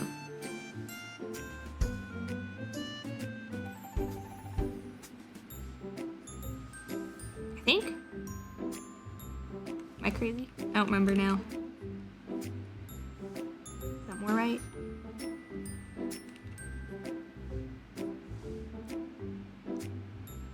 I think that's right. Yeah, I think that's right. It's all just shapes at the end of the day. Well, it's like a big thing when you're trying to... Absolutely correct, I do it right. My brain is melting a little bit. Yeah, it makes sense because technically if you drew this middle section back, right? This is touching that edge. Right, if we looked inside of the thing. And same thing with this. It might be more like this, actually. Something like that. I don't know. Yeah, if you like visualize it, right? You see it inside.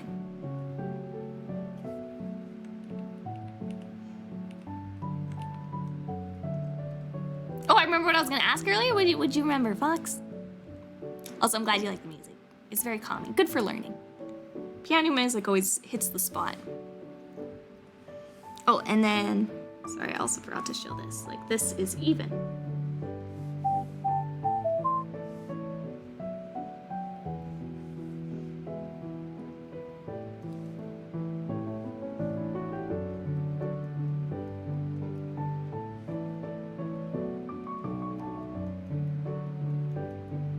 even. Everything all at once. Thank you, Lil Mac. Also, welcome in.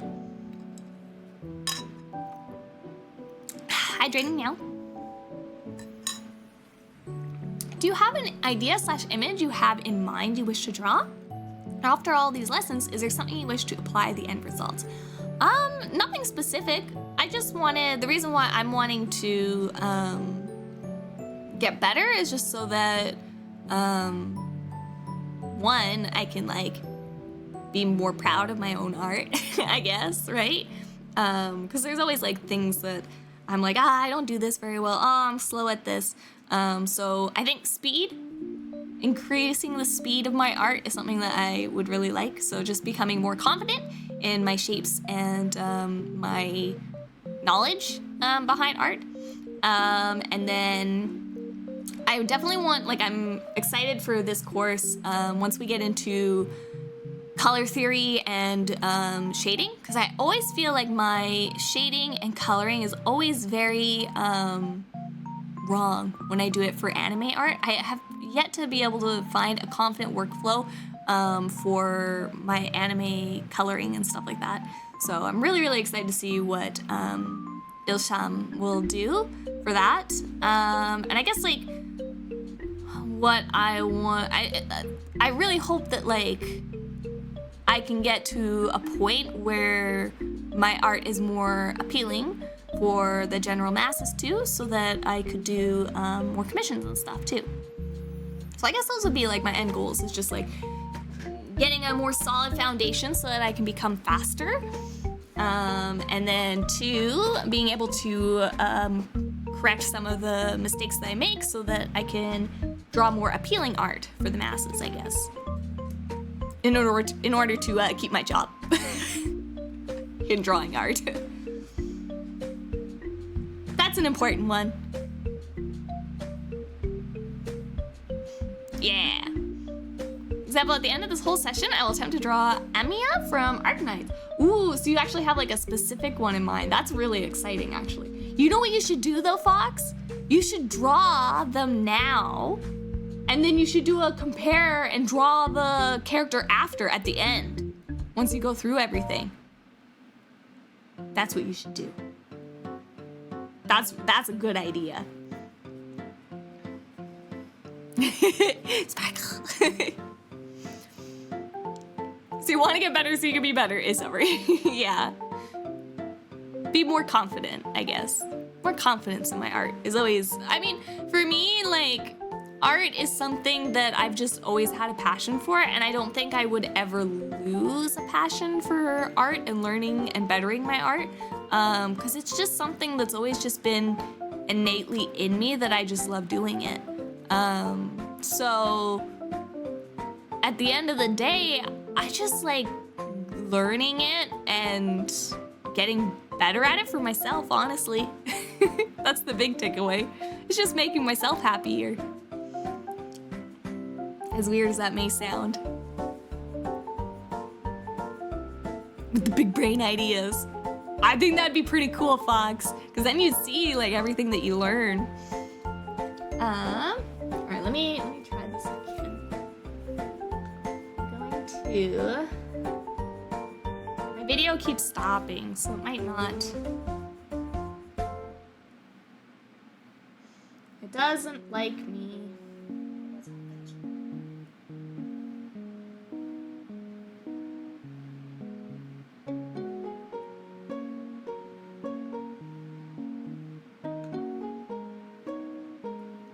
I don't know why Coloso has such a problem with jumping in the video. Like when I try to like click on the scroll bar at the bottom. Yep, there it goes again. Unstable internet connection. I have a perfectly fine internet connection. It is not my internet connection. I think it does work maybe a little better on mobile. Maybe it was better on my phone. It didn't get as angry.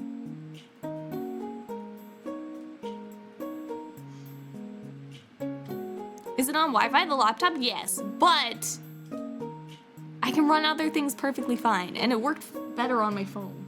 So I don't think it's the internet. I do not use NordVPN. I don't use any VPN. Same, I'm trying to get to that industry level art so that one day I could draw, for example, a LiLi now and then a LiLi Pub later. We were doing an official Art Nights collab. That would be pretty cool. That'd be pretty cool. Yeah, I love that.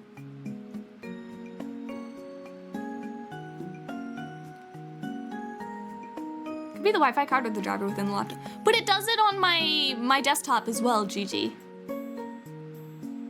So I'm pretty sure it's Coloso. Because why would it also do it on my desktop, which is wired and plugged in, my laptop?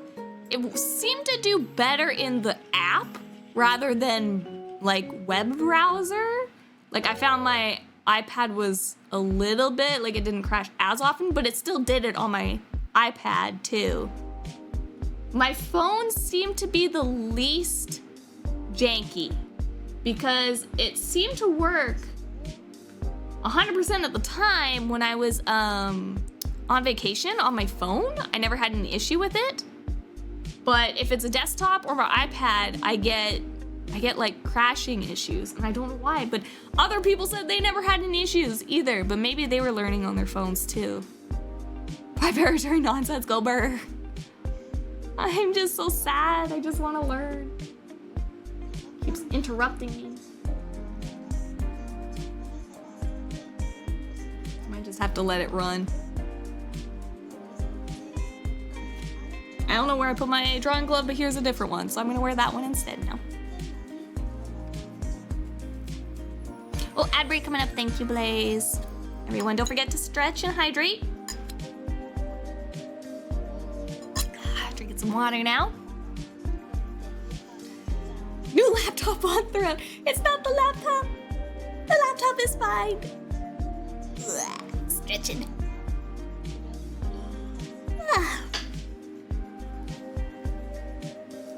I found this trick though, where they were like, visualize, because high and low angles are not easy. Oh, my mouse is broken too. I have to return that. It's a brand new mouse and I have to return it already. But yeah, they were saying like, try visualizing them as this this square first. And I was like, whoa, that works. Like for some reason, like I can visualize it in a square pretty easily because a square is a very simple shape, right? So when they started like, hey, start by drawing it as like a square, my brain was like, that is so smart. And I mean, I've always heard like tons of artists talking about how you should break things into more simpler shapes, right? When you're trying to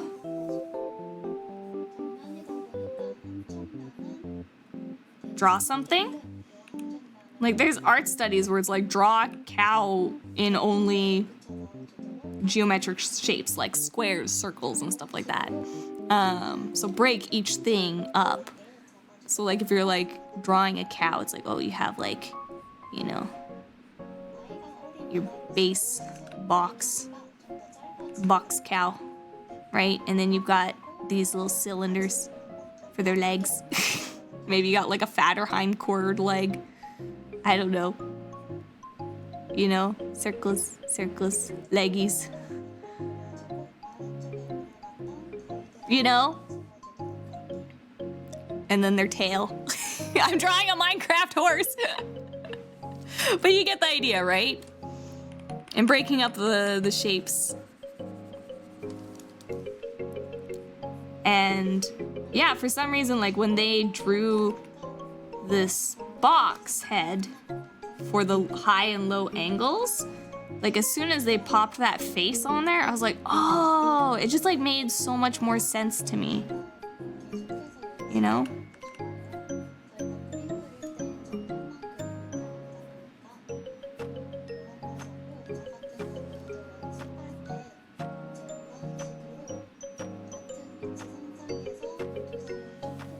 And then like when you go to do the actual thing, right, you're just gonna be rounding off things. I may have done their head a little long in the square. Because we're not a perfect square. Right? But I was like, oh, it makes so much more sense.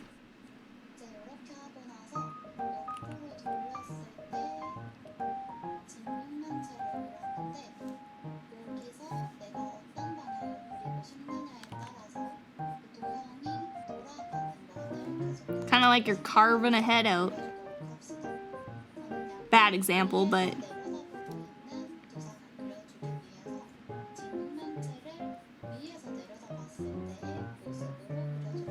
Right?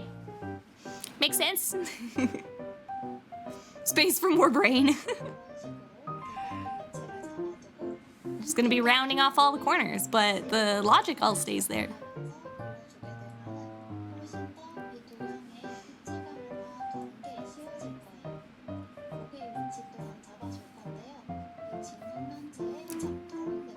So let's try to do...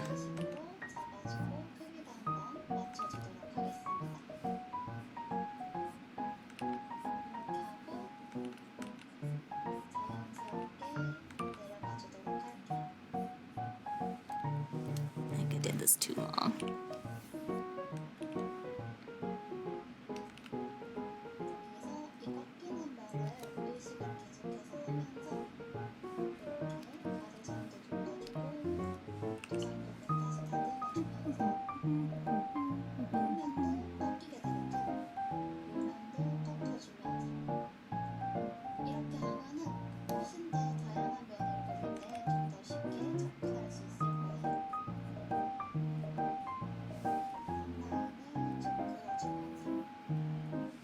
Hello, AK, welcome in.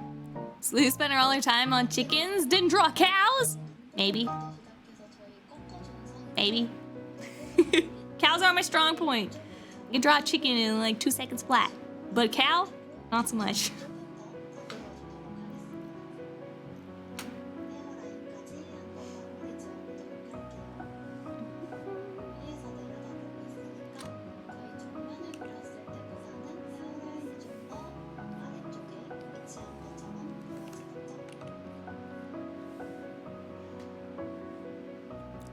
Falling behind the video because I started explaining my own stuff.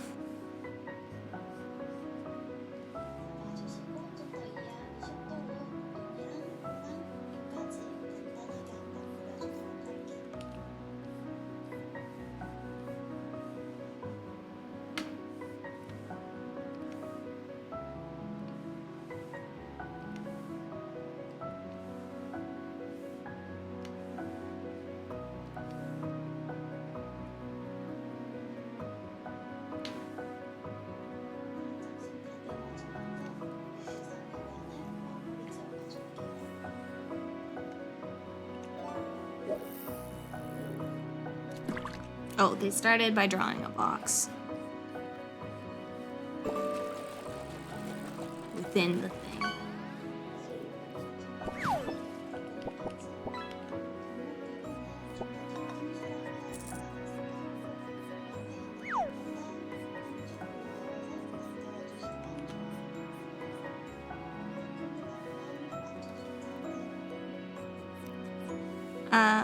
Also, to keep in mind for perspective, like when you're drawing these boxes, remember to keep your lines parallel.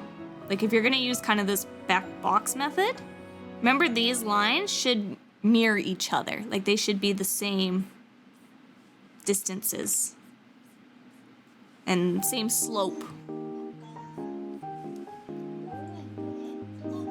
And that's a perspective lesson.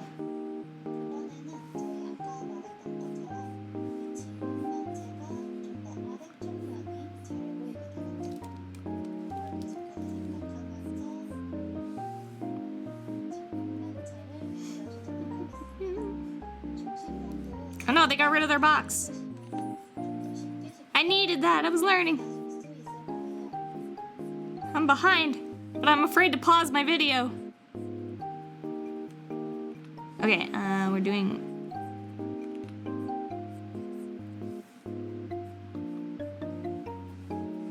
high angle, so I made my top half bigger, right?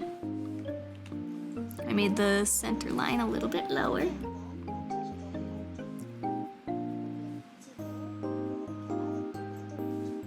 So they kind of...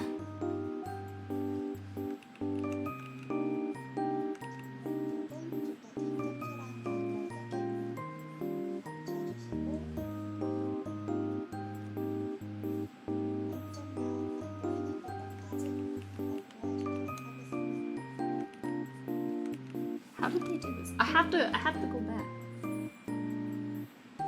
I have to pause.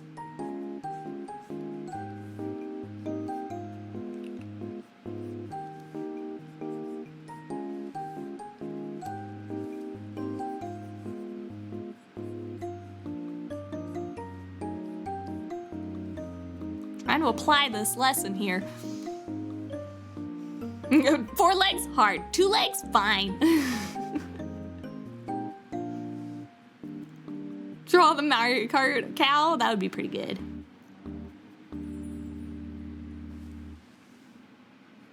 I think I also made this a little bit small.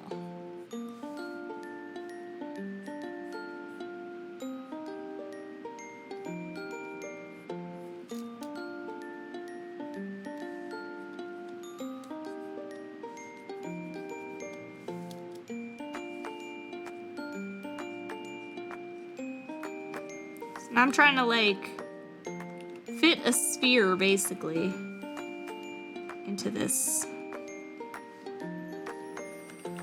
box that I made.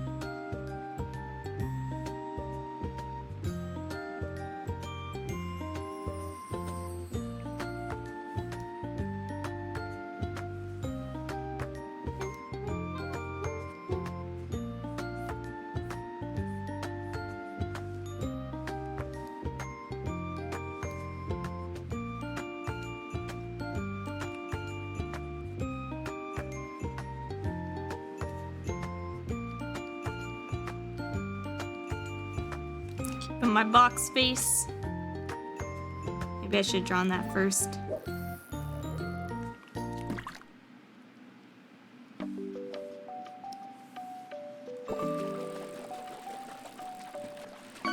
And again, we don't want our bald hairline anime waifus. I'll try to draw.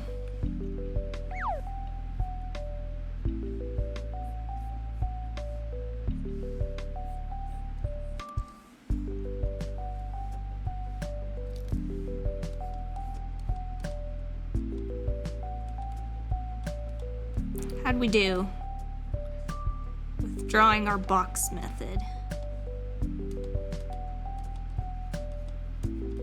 Get rid of our box.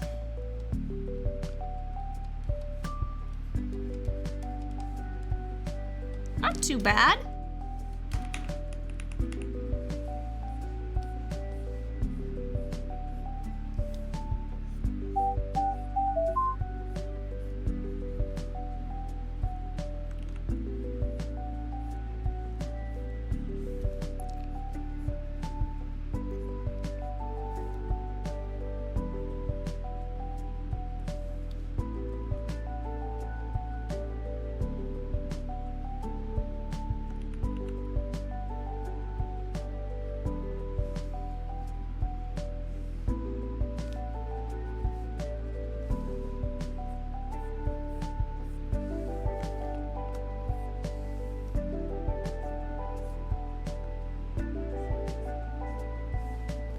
too bad.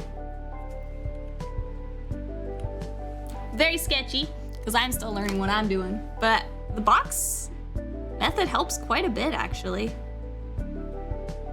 Helps with visualizing. That awkward angle difference.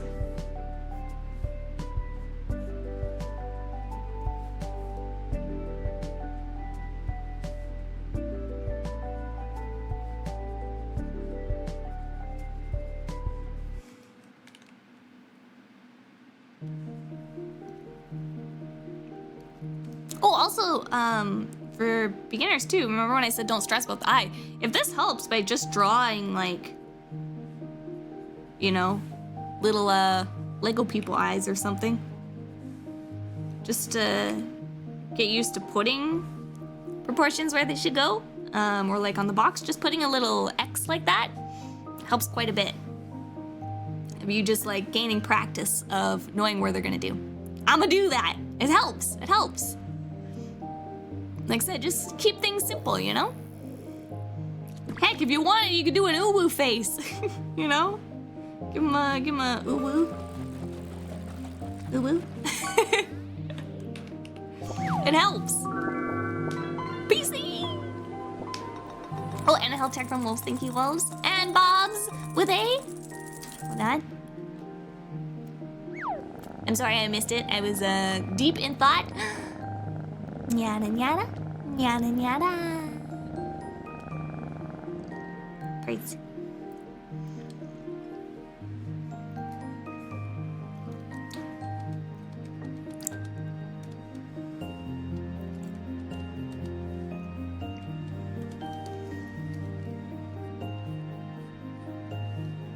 Technically, this little neck would actually be shorter too. Right? Yeah. Because it gets hidden underneath. Maybe not that short, but...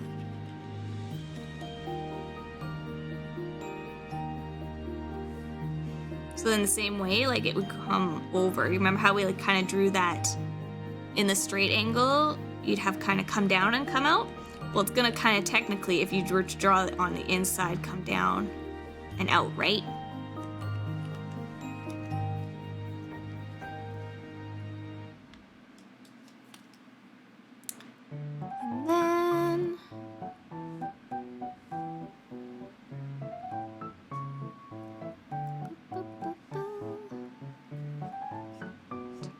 Circle is off.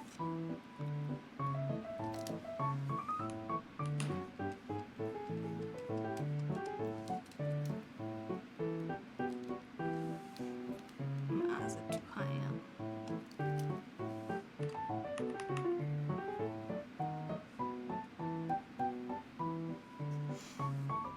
All right.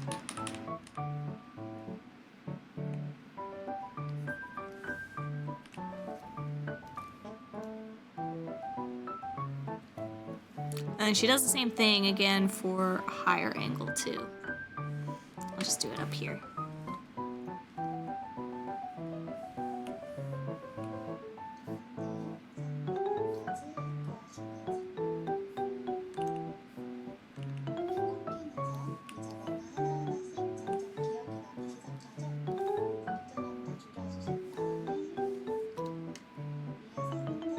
A little bigger.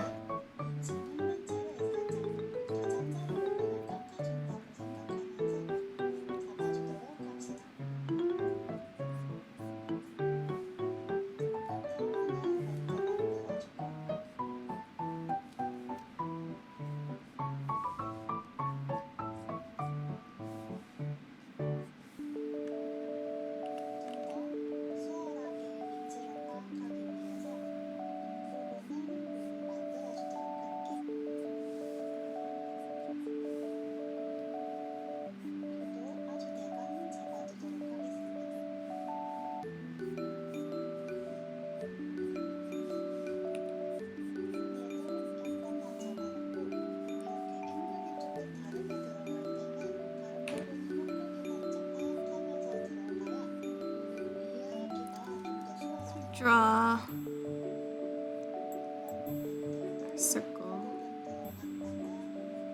I drew it way too wide for my box. Drew my box too wide.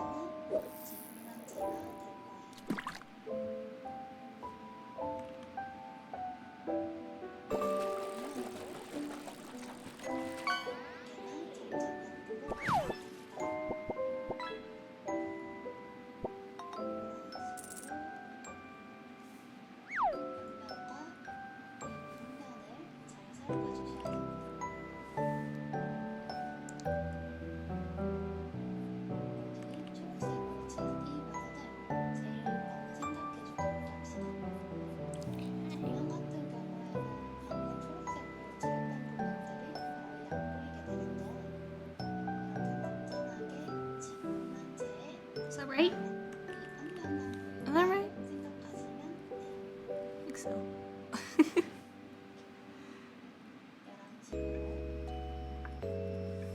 I don't know what I'm doing. I hear some familiar accent. Yes. The art teacher that I'm using to learn from is a Korean artist. I don't know how to say their name. Maybe Stehan, you can help. It's like this. Tu Sham. But is this Il? It sounds like she says Il Sham, and I don't know how to say it properly because this is a two for me. And I know Hana Du, two is Du, but it sounds like she says more like Il. And I was like, maybe it's like in Chinese where there's like R or there's like Liang. So there's like kind of two ways to say two. And I was like, maybe Korean is the same. Maybe you can help me. Because I have no idea how to say this name. And also enjoy the lurk, Bobs. Oh no, the spouse and I got COVID, so I'm gonna take some meds and lay down. Please feel better, Bobs. Feel better, you and the spousal.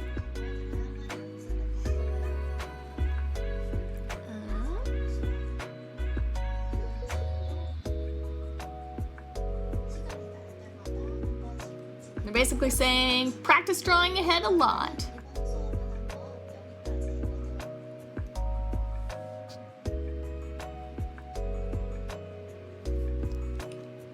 At the end of this video. So this is the end of technically the first lesson.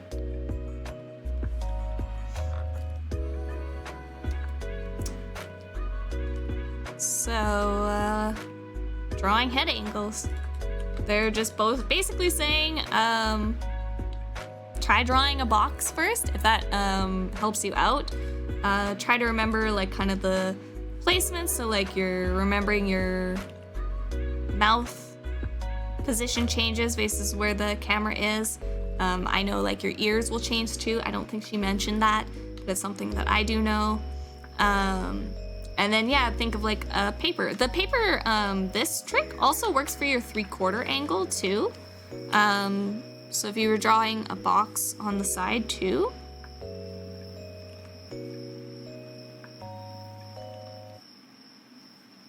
and you're trying to draw these heads at whatever angle, at 3/4. It's gonna do the same thing where your center line going to change too, right?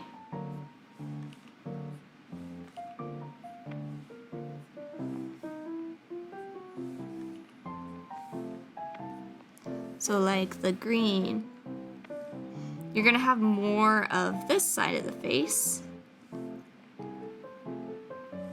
and less of this side. So the same thing goes for your 3/4. So that's why when we did the heads originally and like center view, we have the line, this line runs down the center for the center view. But the reason why we drew it on the side for the 3/4 is because of this right here. Like when you turn to the side, your center line of your paper also moves, right? So like your paper is now like this on your face, right? You're gonna see more of one side than the other. So they were just kind of explaining that if you have kind of troubles visualizing the angle, trying to think of it in terms of a square, and where you have more and less sides of the face can be helpful. So, and then as usual, I will be posting my work along in the Discord for these different head angles too. And my little drawing helps. Hopefully they help you. Hopefully my little cube faces might help a little bit too.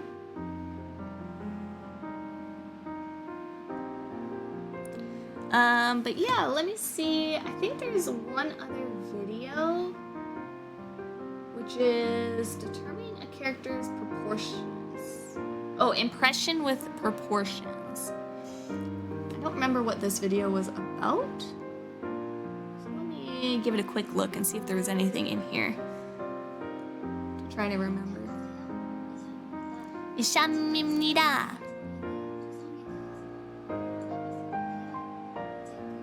I think it's 일샴 is what they say. Oh, hands are so frustrating as well too. Absolutely. Two can be pronounced both e and tu, but if any noun is followed, tu, example, two people. Okay, so it's probably 일샴. Isham is probably what they say.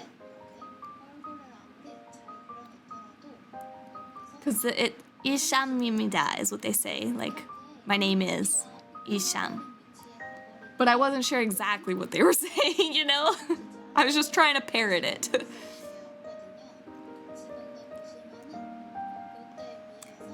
Oh, so in this one too, they're just talking about, I think I talked about it in the first lesson as well, where doesn't matter how good your art is, if you don't follow kind of like a general proportion for faces, it will look off-putting no matter how good your art is, essentially. It's kind of like what they were talking about. Like putting the mouth too low or too high can make it kind of give that uncanny valley, right? No matter how good your like shading and coloring and rendering is, if the mouth is too low, then it's gonna look weird. I talked about it in the first lesson with an example with their work, so.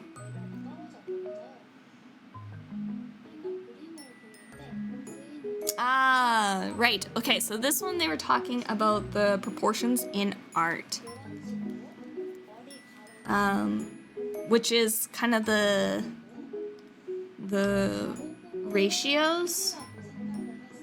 Let me grab like my good art. My good face. I'll use my good face as an example.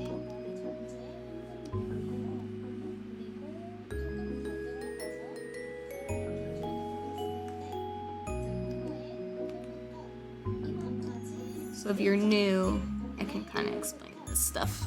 I was talking about it a little bit already today. So it's about proportions for a face. So usually there's like a ratio, you'll hear about it in art, which is the 1 to the 1.618, I think, distance. So they're saying like the golden head ratios for a human that we've ever, like, in art have found, like, oh, this is the perfect head. The golden ratio of a head is the 1 to 1.618. Although that's kind of like hard to remember what that is. And for anime, we do shrink it a little bit. Remember how we were talking about how technically this is 1.168, I think. But we shrink it a little bit in anime art to make it a little bit cuter kind of looking. But there's like other ones to follow as well. So the hairline to like the bottom of the nose apparently is also like 1.618, and then this should be 1. So it's like all of those proportions are like everywhere in the face, and that's why there's like this golden ratio of like 1.618. So that's kind of like some theory of like why faces are proportioned. Like, oh, we find this aesthetically pleasing as humans. I know like the really common one, like that number is really hard to remember. But the common ones that get used a lot is the area for, let's use this pen because it's a little bit fatter for learning. Between the hairline and the brow should be 1. And then, and also I'm using 1 as like an example of a unit of measurement, I guess. So 1, 1, 1. So these should all add up to 1. And, sorry, 1. Because this is an anime head, not a real head, and technically these are real head proportions, so that's why some of them are not adding up. But a real head should, the distance between the nose to the bottom of the chin is considered 1 arbitrary unit of 1, right? Then from the nose to the eyebrows is that same arbitrary distance of 1, right? You're just making them even, is all that's saying. The ratio is just 1 to 1 to 1. But again, for anime, since we shortened it a little bit, we have a distance that's more like 1, 1, 1, 1, and then 0.7, is that what we had? Oh yeah, 0.8, 0.7, whatever it is. 0.8 of a distance. So it's a little bit shorter because we shrink this, right? Is what we decided. And then for the distance, this is for the distances going horizontal, right? In the face. But then you also have the distances going vertical as well.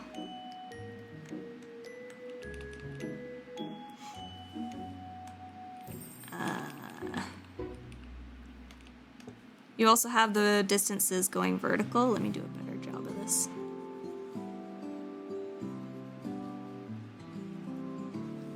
So we had 1, 1, 0.8 to say. And then the other direction, so vertically, we have guidelines as well. So I talked about this earlier in the same class here, where the distance between the eyes and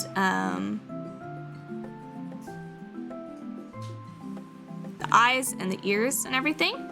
So this is 1, 1, 1, 1, and 1. Okay? So all these distance are also equally split apart. So you try to remember, the easiest one that everybody always just remembers is the space between here should fit another eye. That's the easy way to remember. And then yes, from the end of your eye to your ear should be another length of your eye, essentially. That's kind of how artists will remember it. But yes, these vertical guides tell us a lot as well too, right? So you can split the face up vertically.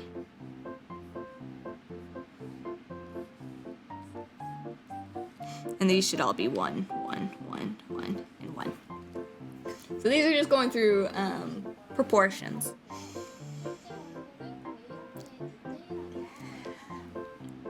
Feels like I'm attending a geometry class. Art is a lot of geometry. Not even kidding. And also kind of a lot of math. But we do like rough math.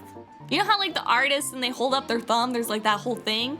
What they're doing is actually using like their thumb as a guide to like measure how close things are. You know, like when you see the trope and they close one eye and they use the thumb? Also, like when you're using, doing art, like when I'm drawing my lines and my circles and stuff, when I want to do like a 1, I'll like measure it with my fingers, move it down, and then take a note of where the 1 is. Right? That's a bad circle, but you get the idea. Like I'm actually using my fingers to measure to make sure that I'm doing it 1 to 1. So like you can see, do the same thing where like if I drew this head, you know, don't be afraid to use your hand and like actually like put in like measure the eye. Can I fit my eye in between here? If it's rough and you're like close enough, that's good. That's good. Like it doesn't have to be exact, but as long as you're like roughly, you're good. It's all about the numbers indeed. Hello Mythico, welcome in. So yeah, don't be afraid at all to drop that in.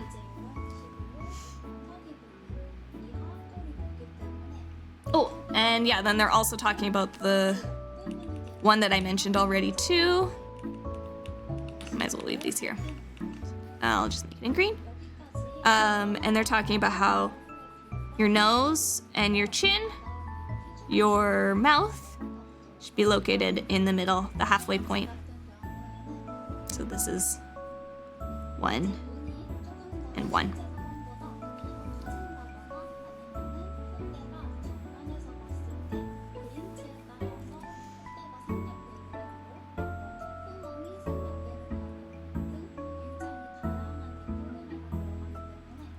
What are they doing now?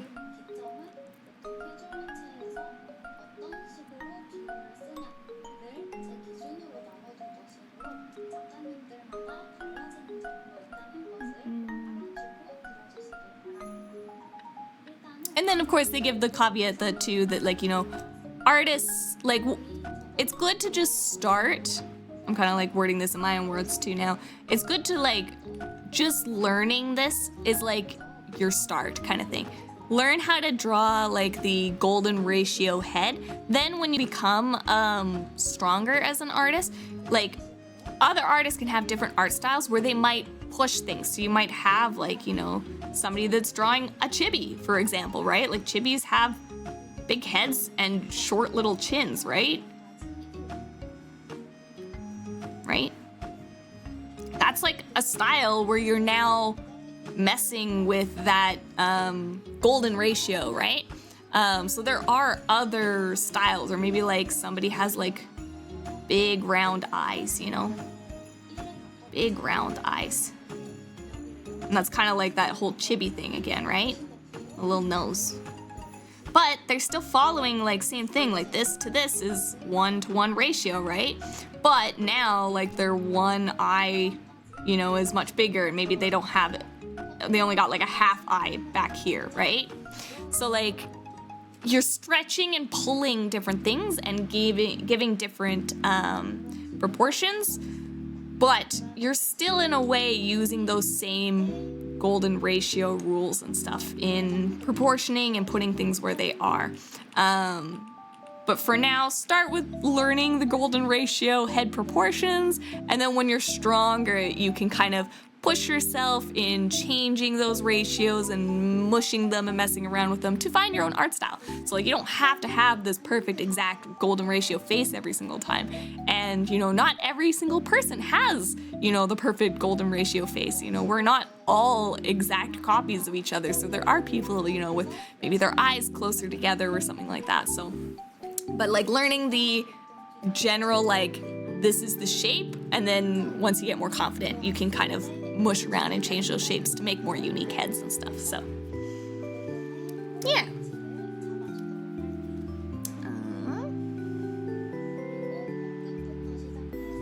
Yeah, so here she's kind of like just talking about more about what anime proportions are and stuff like that, I believe. Because like in anime, we do make our eyes in anime a little bit bigger and stuff. And we make the forehead a little bit larger too. So there's like the golden ratio version of the head. Can I paste another one? Nice. So it was like hard for me to kind of draw it on this head because we were talking about more realistic, and it is a anime drawn head.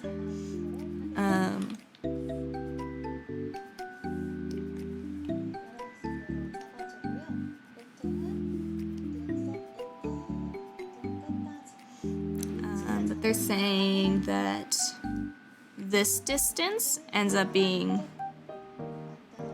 1,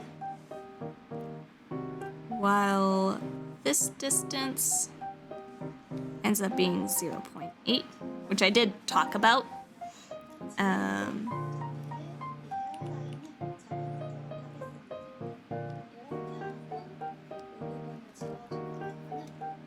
No, I need those back. Don't erase them. Senpai, please.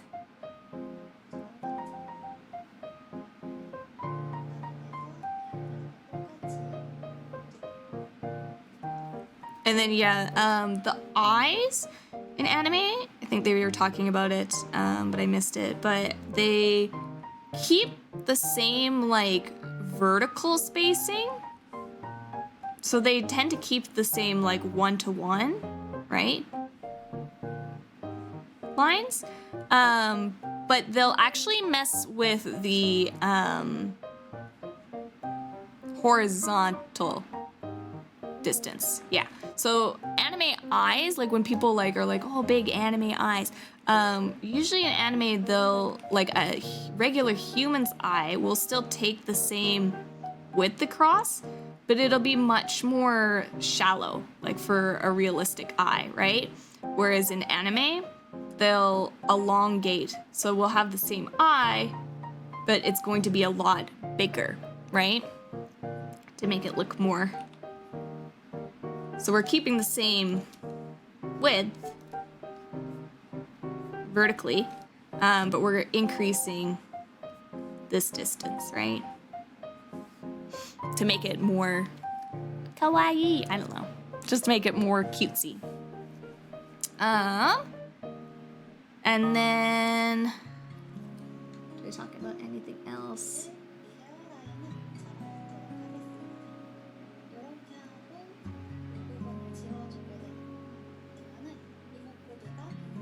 And then, yeah, the foreheads tend to be wider in anime, but that's just as a result of foreshortening the chin distance here, right?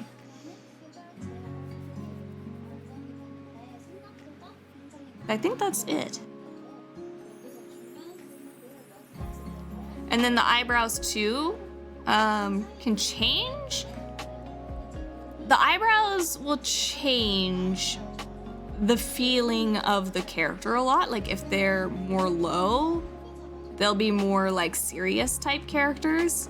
Whereas if they're like happy characters, happy-go-lucky, their eyebrows will tend to be higher. So that's just something to keep in mind, but that's kind of when you're getting into more like personalities and shapings of faces and stuff like that. I think she'll go over that in the eye lecture too. So we'll talk more about that then.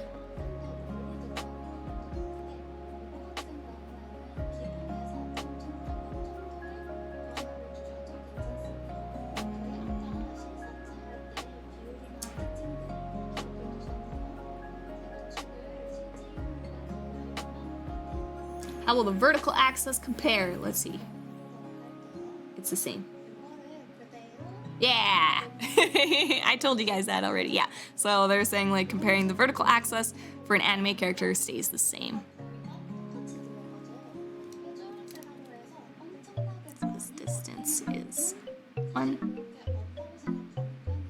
Make my ones look like ones.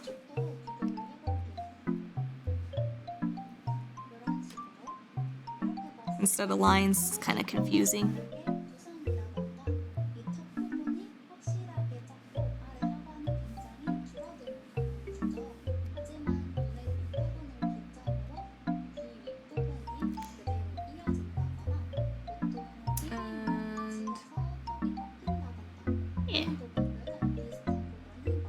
And then, yeah, like the vertical, like, there's a lot of similarities, basically, is what they're saying. Vertical and horizontal, pretty much all the similar steps. Because, like, people say, like, oh, anime proportions are so wildly different from realistic. They're not too far off. You're just kind of shrinking the chin a little bit and making the eyes a little bit longer.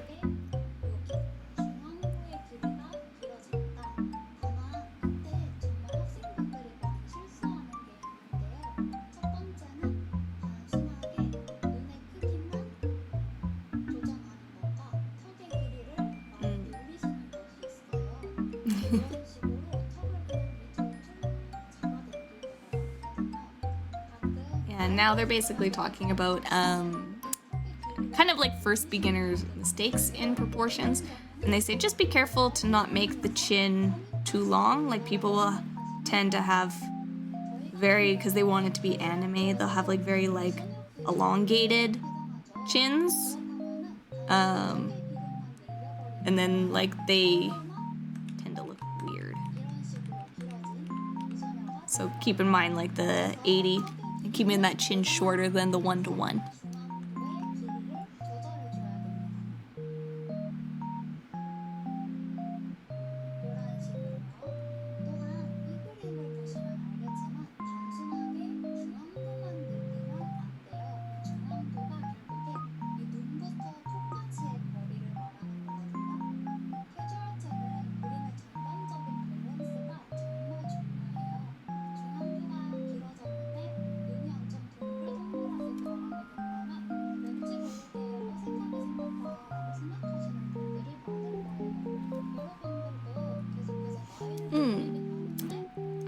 Okay.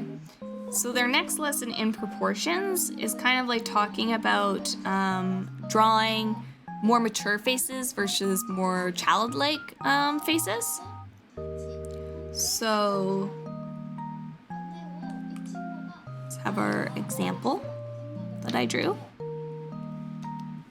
If you're trying to draw like a more mature character, you tend to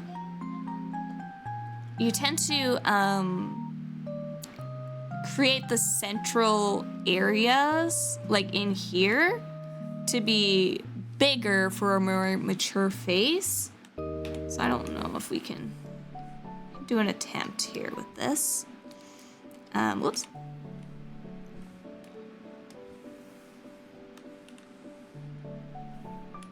Let's get rid of my guide as well.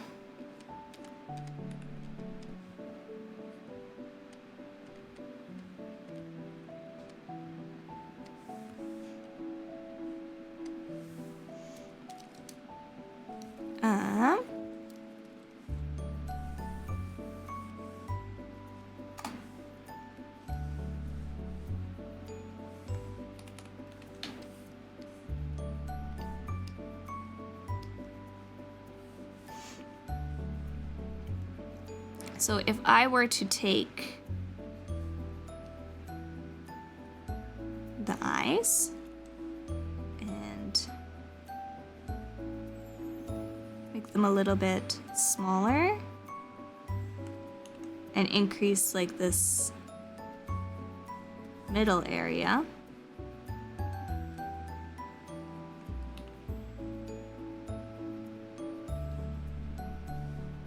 we would get more of a older or mature face.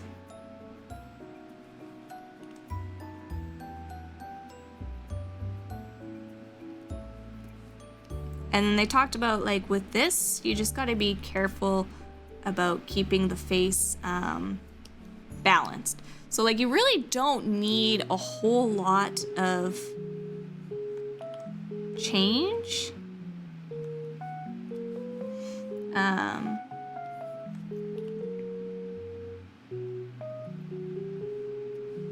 So, like, lengthening the chin a little bit, like, just pulling in a few details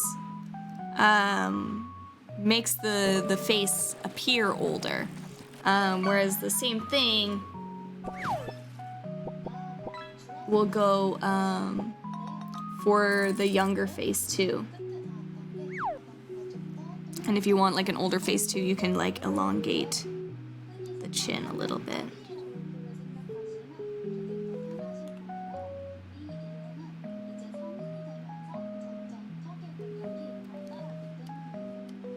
So I don't know if you can kind of like see it a little bit, like this face looks older, right?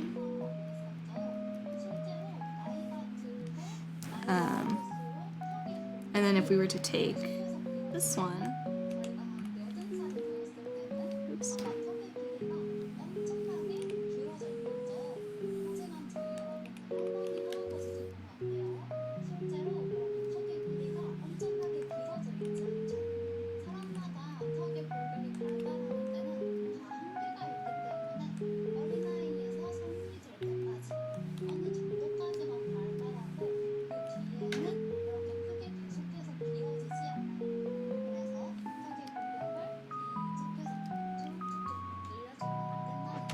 Oh yeah, but they were saying like a lot of times too, like when you're making an older face, like don't just keep elongating the chin forever. There's only like to a certain point. You can't just keep making the chin longer and longer the older you want them. Otherwise they're gonna just have a really long chin and be off proportion as well. So it's like talking about how everything still needs to remain in balance. So again, like a lot of these changes are gonna be really, really tiny, but even those little tiny changes, like your brain will start to perceive it as different and older and stuff, so. Also, Chance, thank you for gifting us up to Zelda for 32 months. Zelda, welcome to the Demon Army. A much better artist than I. Please go follow Zelda if you want to see a master at creating, like, an artist that is so good at creating and, like, pushing the limits of a, like, face proportions and like making faces look different, whether like through, you know, eye shapes and eyebrows and like doing all these face proportions in such a prime example. Please go follow Zelda's work, because Zelda does a really amazing job at making faces all feel very, very unique to people, which can be a very, very hard thing to do. So Zelda, I'm always blown away with how you can make faces look so different from each other. Zelda's like, what did I walk into? But it's true. You don't want an obtuse triangle face, no. Or no, a cute face. You don't want it to be like long. Unless that's really the style you're going for. But yeah, so then we'll try to do the same thing with like a cuter face. So like same thing as if we're like elongating the central areas to make an older, more mature face. If you do the opposite, where if you like shrink that area, you're gonna get more of a younger or childlike face. So this one's older slash mature. So we're going to lengthen chin and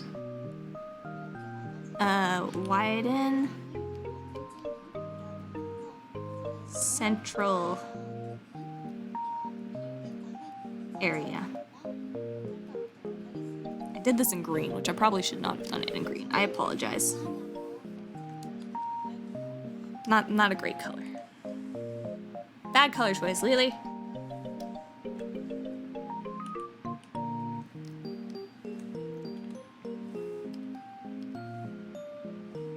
Sure.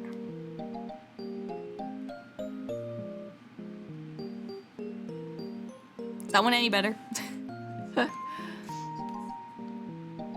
Ah, right, mixed up my triangles. It's okay. I knew what you meant. Ancient face like mine. Ancient.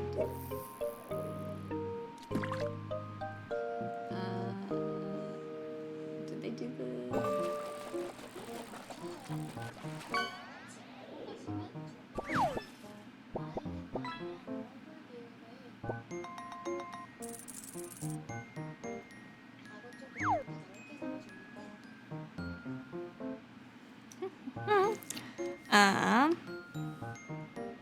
So then for more childlike, we'll be shrinking that middle area.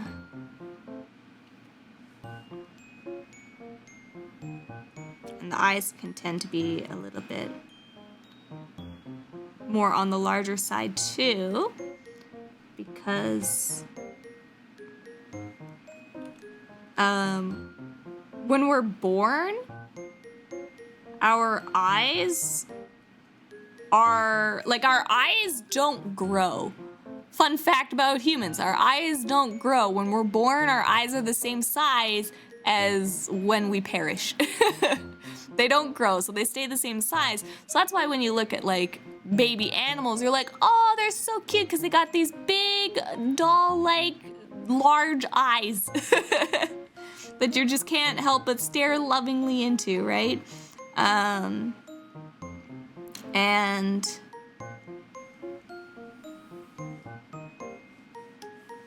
same thing will go in the opposite direction, where we're gonna have a bit shorter of a chin.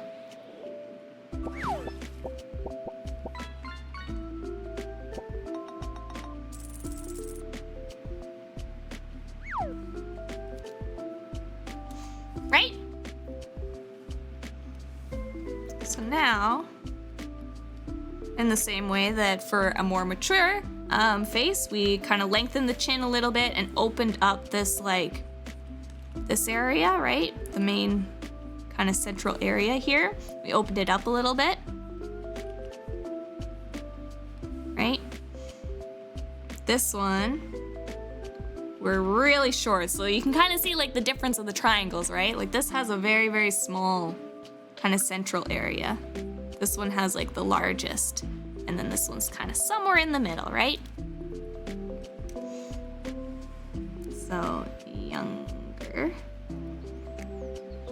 or childish face, and you're gonna have more shorter chin, larger eyes, and smaller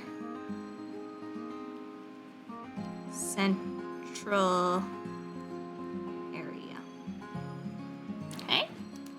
So this is kind of like a small introduction of like kind of showing the differences between more, I guess, changing your proportions, even just changing them just like a tiny little bit can give such like a different appearance to your face. Eyes are being lazy, not growing. Eyes didn't get the memo. Wouldn't that be so weird if your eyes grew too? So then you would just always have these big eyes. Oh, and another thing too, like for like more childlike features too, is you can round out the features a lot more too. So if you round them and make them a little bit more soft, more bubbly,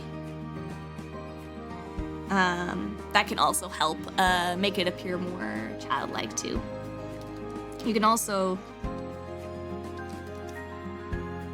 make your pupils larger too.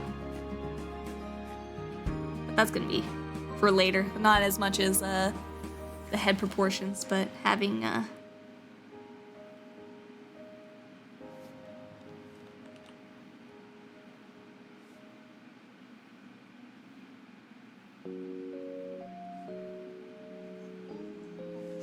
larger eyes can help.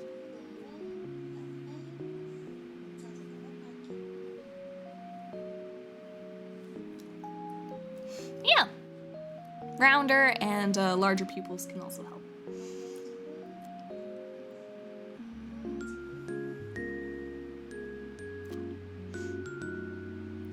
Yeah, so I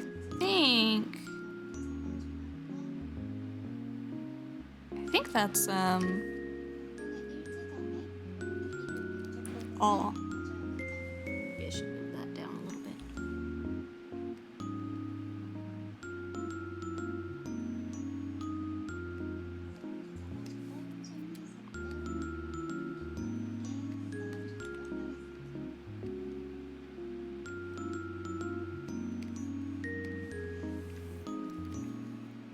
Ad break, thank you. Ad break coming up.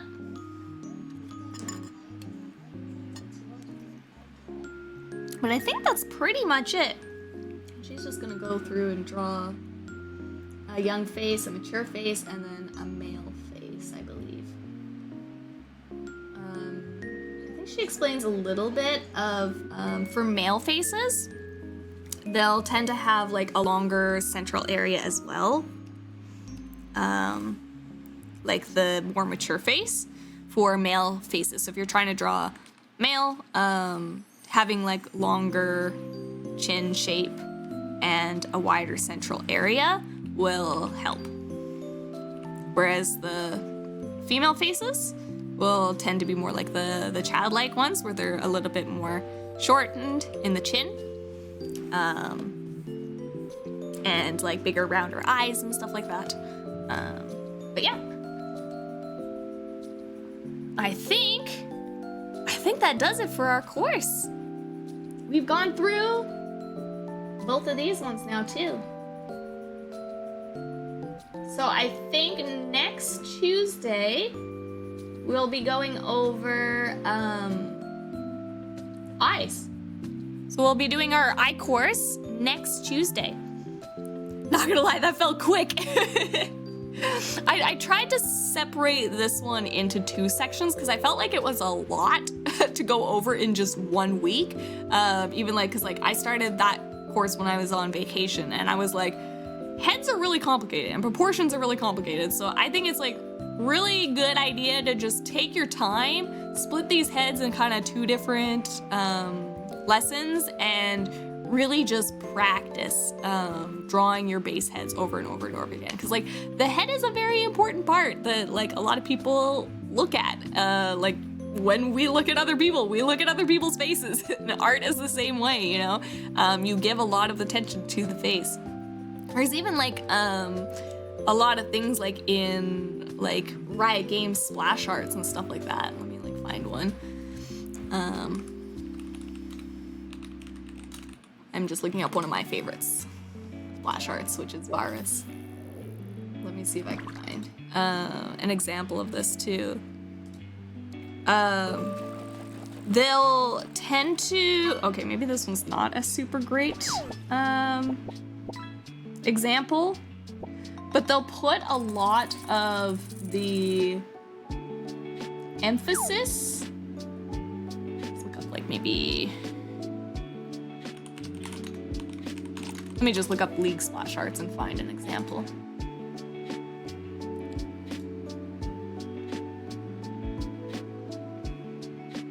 This could be a good example, just don't work on it here. Or actually, here's a good one. Here's a good example. So like they will put the most level of detail into where they want you to look. In a splash art, right? So you want to look at Zaya, right? So she clearly, out of everything, even in the background, please, my mouse is broken and it doesn't scroll. If you look at her as a whole, right? So like she stands out very clearly, obviously. They do a lot of things to make that happen with lighting and shadows and everything and stuff like that, shape, forms, whole bunch of things. But they'll throw in the most amount of detail, like at her face and stuff, right? You can see that, like, look at this foot. This foot is not even a finished foot, right? But you didn't even notice that. That's because they don't want you to look down here. They don't care about down here as much, right? So they're not filling in as much detail. It's blurry and stuff. This is not a foot. It's just a blur. They didn't finish it.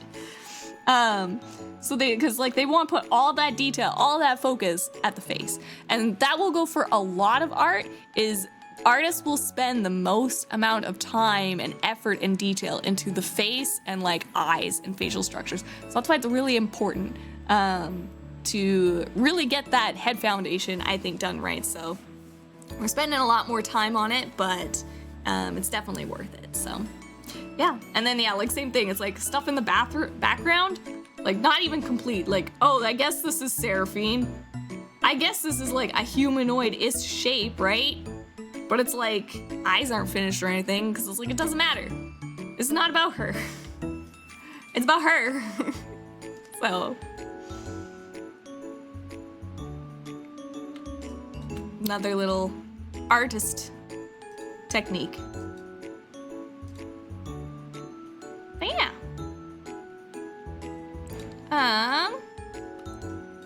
So again, I will take pictures of all these things again. I will post it into the Discord, so my notes and things that I talked about will be there. I'll still give the little head base again. It's the same one that was there before, so you're just gonna keep practicing the different head angles. So this one, they're just talking about practicing the high and the low angles, and then trying to keep in mind the... Where did I put it? Was it on my worksheet? I think it's on my worksheet. Yes. These two go together. And this one. So you could practice doing your boxes. Even if you're like not comfortable about putting like the boxes in, like the circles in, start by just drawing boxes and getting a handle of like what a low angle versus a high angle is, and just try drawing these boxes in different, like 3/4 high angle, 3/4 low angle, side high. Yeah, I guess you can do a side high. Yeah, yeah, that's a thing you can do. But yeah, just attempting to draw them in different positions. And yeah, like just start out with a box, you know, and then work your way up to trying to draw the circle in the box, and so on and so forth, and get your practice there. So yeah, that's kind of what your homework is gonna be, Foxfires. Working on those high and low angles. You can keep practicing at your regular faces too, because again, this is all part of the heads. So just doing your straight on, center, 3/4, and sides. These 3, 2, keep trying those. And then yeah, try to work in some other angles. Try to, you know, do something different where like we've been practicing doing these facing the left. Switch it to the right. Try drawing it on the right side, you know? Doing different things that way and getting more comfortable. Like I said, trying to do the faces as well without the 3, where is it? Without the guide that they give with the circle. Try drawing your own circles and then adding on those chins, and slowly trying to back yourself off of being dependent on that circle and 3-line kind of setup. So yeah, side high, too many angles. You'll get there. You get there, please. So yeah, keep practicing. Keep doing those head angles. I'm gonna be doing the same. And then next Tuesday, we're gonna start on eyes. Yeah. So I think that's everything.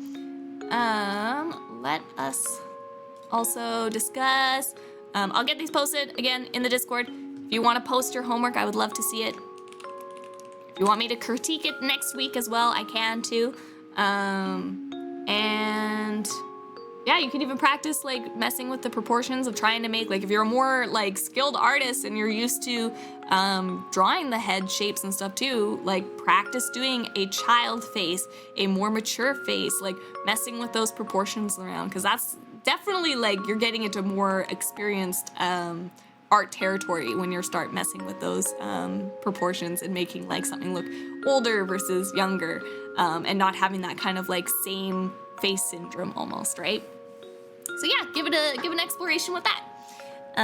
Can't wait to see the next class. Me too. Me too. I'm also excited.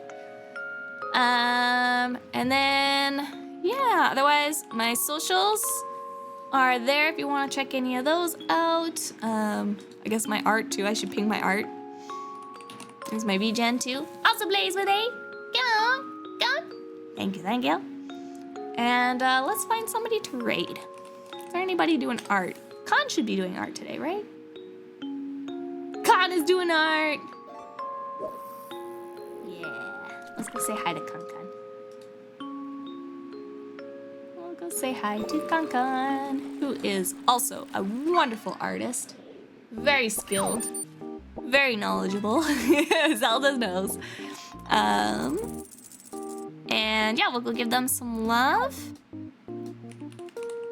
Zelda's like, I get to close a tab. Oh, there was a Nyan too? Oh, sorry, I missed it. Ready? Nyan, nyan, nyan, nyan.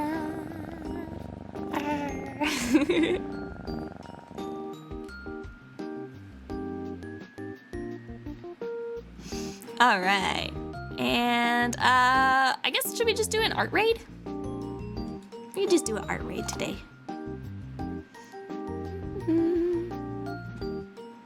Start that up. Wait, I don't have an art thing. Squish. Art raid. Squish. Art raid! So if you have my emotes, feel free to use the art raid command. If you don't have my emotes, we also have a regular Foxfire raid message that you can copy and paste there. That one will work fine regardless if you are a sub or not. And yeah, thank you again for joining me on my art journey. I'm slowly but surely learning and getting better, and I hope you guys are too. And thank you for keeping my spirits up and for sticking me to it, okay? Doing this with you guys is gonna make me keep learning, which is what I want to do. I don't want to fall off. So thank you for that. And yeah, hope to see you guys with your art progress next Tuesday for some eyes. All right. Bye-bye, Foxfires. Thank you again. I'll see you next time. Bye-bye. I hope you have a good morning, afternoon, evening, whatever time zone it is for you. I hope it's a good one. If you are off to bed, then sweet dreams. Otherwise, let's go give Kankan some good old art lovin'. Bye-bye.